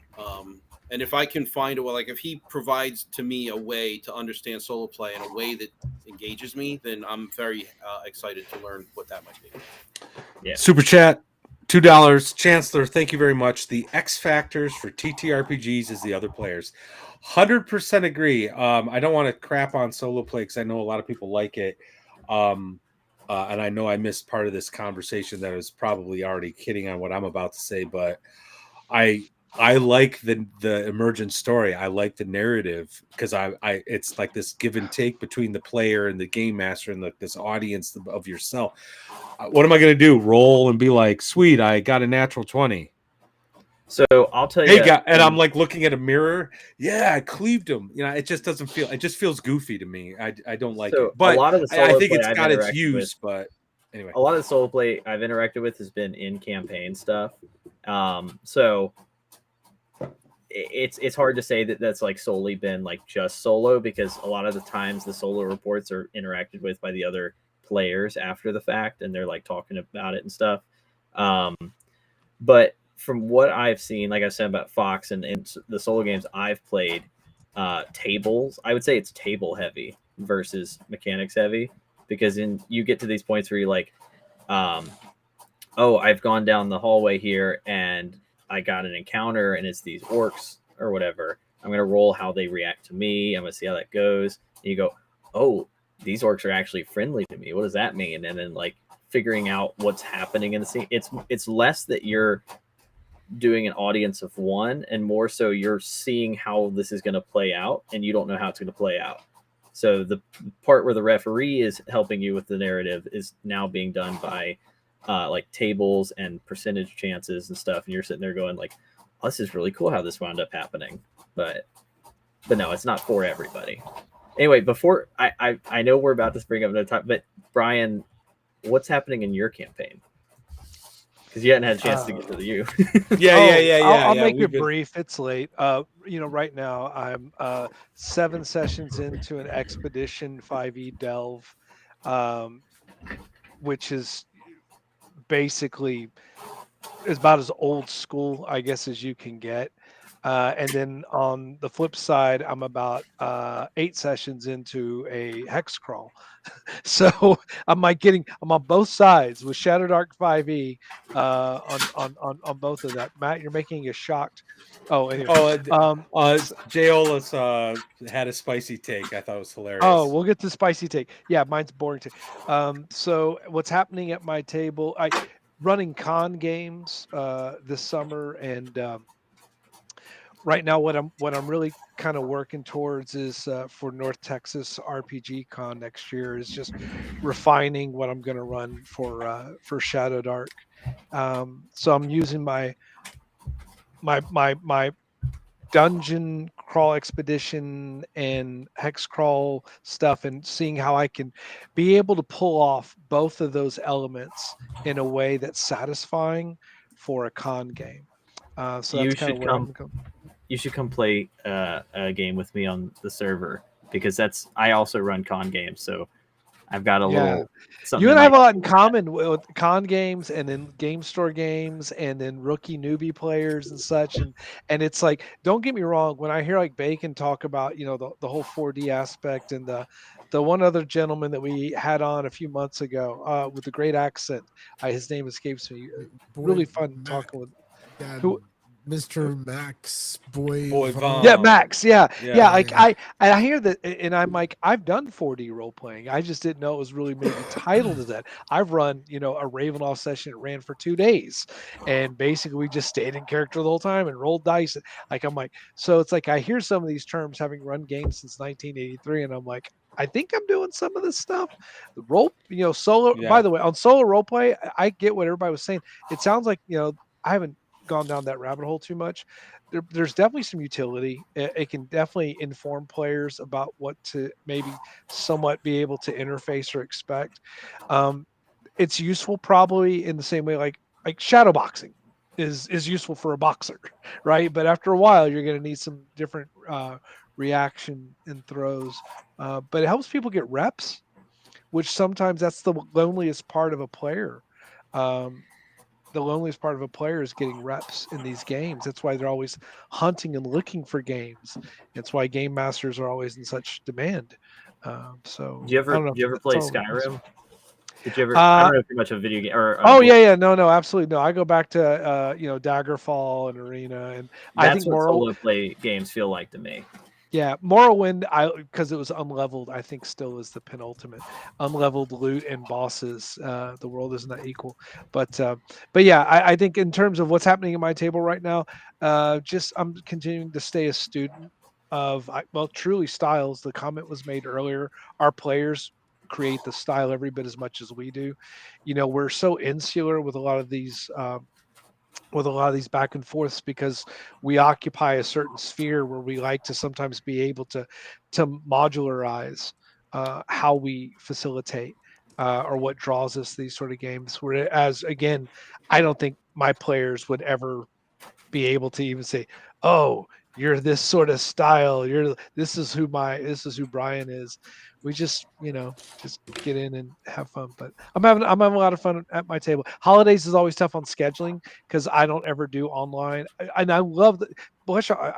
By the way, one last thing. Yeah, you guys invite me to all the games. Like, hey, I would love to. I just don't have enough hours, man. Between between running all the games, the live person is like, yeah, I would love to play more. Uh, I do enjoy playing. So yeah. Well, I'd recommend for your con game, Outdoor Survival, and do have some like dungeon encounters or stuff, or maybe have a location they want to get to. If it's a con game, just be like, y'all are trying to get from here to get to this dungeon here, and then it can be pretty fun. Yeah, Rob did a good job of that for us at North Texas whenever he ran a pickup game of Walking Dead, and he really did, come up with the whole location base and situation base, and really made that year zero engine work. And that was my experiment at 4D role playing. I took 3 different styles. Gary, Matt, and I played 3 different types of games, and each game I brought in a certain player style, casual observer, rule centric, and then total 4D. So it's. I want to try and make it out to North Texas Con this year. You should. Oh, it really is where the industry is. Like especially if you're into OSR gaming. Like I said before, we got on. Oh, what? Go ahead. You gotta. I was gonna say I can't recommend enough that you come down. Yeah, I was just gonna. Even if you don't have a table and you're not running the game or anything. Just because it is, you get to meet people, you're networking. It's great. It's great. Yeah, there's- we had no plan. I We just signed went. up for no games. I played like 6. You Yeah. know what I mean? Like Yeah. And we've already we already got our tickets. We're gonna go. I'm gonna try to sign up for a game. I'd like to run a couple things. God willing, I'll be running some Shadow Dark and some Lamentations. The Lamentations would be, God willing, something I'm going to hopefully publish. So that'll be cool. But with all that said, my stalwart companion, the guy I can't do the second watch without, is struggling with cold and illness, and so I think we're gonna wrap it up tonight, guys. Wow, blame's on you, Gary. No, I'm not blaming. No, it's my fault. I'm kidding. No argument for me. I'm jet lagged. I'm right there with you, Gary. So yeah. Guys, this has be been up for another 4 hours. I'll be up for a while too, but it's just I feel like when people are watching us, I need to concentrate, not say too. I mean, everything I say is a little dumb, but you know what I'm saying. Like, I don't want to get too far off the mark. Yeah, and I I'm just on a lot of medicine. Yeah, well, you look like you're about to pass out or die, and I don't want to be responsible. Anyway, that being said, this has been an amazing conversation. I hope we can do this again. We should do it again. Chat's been on fire tonight. Thank you guys so much. If you haven't yet, please hit like, subscribe, the bell icon. Please go to Rumble if you have a Rumble account and follow Gaming with Lord Mattias there. If you got a Facebook account, please go to Gaming with Lord Mattias. I want to start streaming to Facebook so I can do live plays and actual plays there. I want to avoid YouTube because YouTube, the algorithm doesn't like actual plays. But anyway, with that being said, guys, thank you so much. Yeah, next week we are not having there is no second watch. It's Thanksgiving, so go eat a lot of turkey, drink a lot of beer, and sleep. But other than that, I think our watch is ended. Take care, everybody. Have a good one, y'all. Cheers. Hey, yo, we're still up on the screen there, Matt. Look, Oh, look at that. Yeah. we ain't going, motherfucker. Goddamn. Now we're gone. Now we're gone. What's a dugout? Are we? Anyway, I have no idea. You know what? The ending outro works best when we're still talking, I think. It's funny. I agree.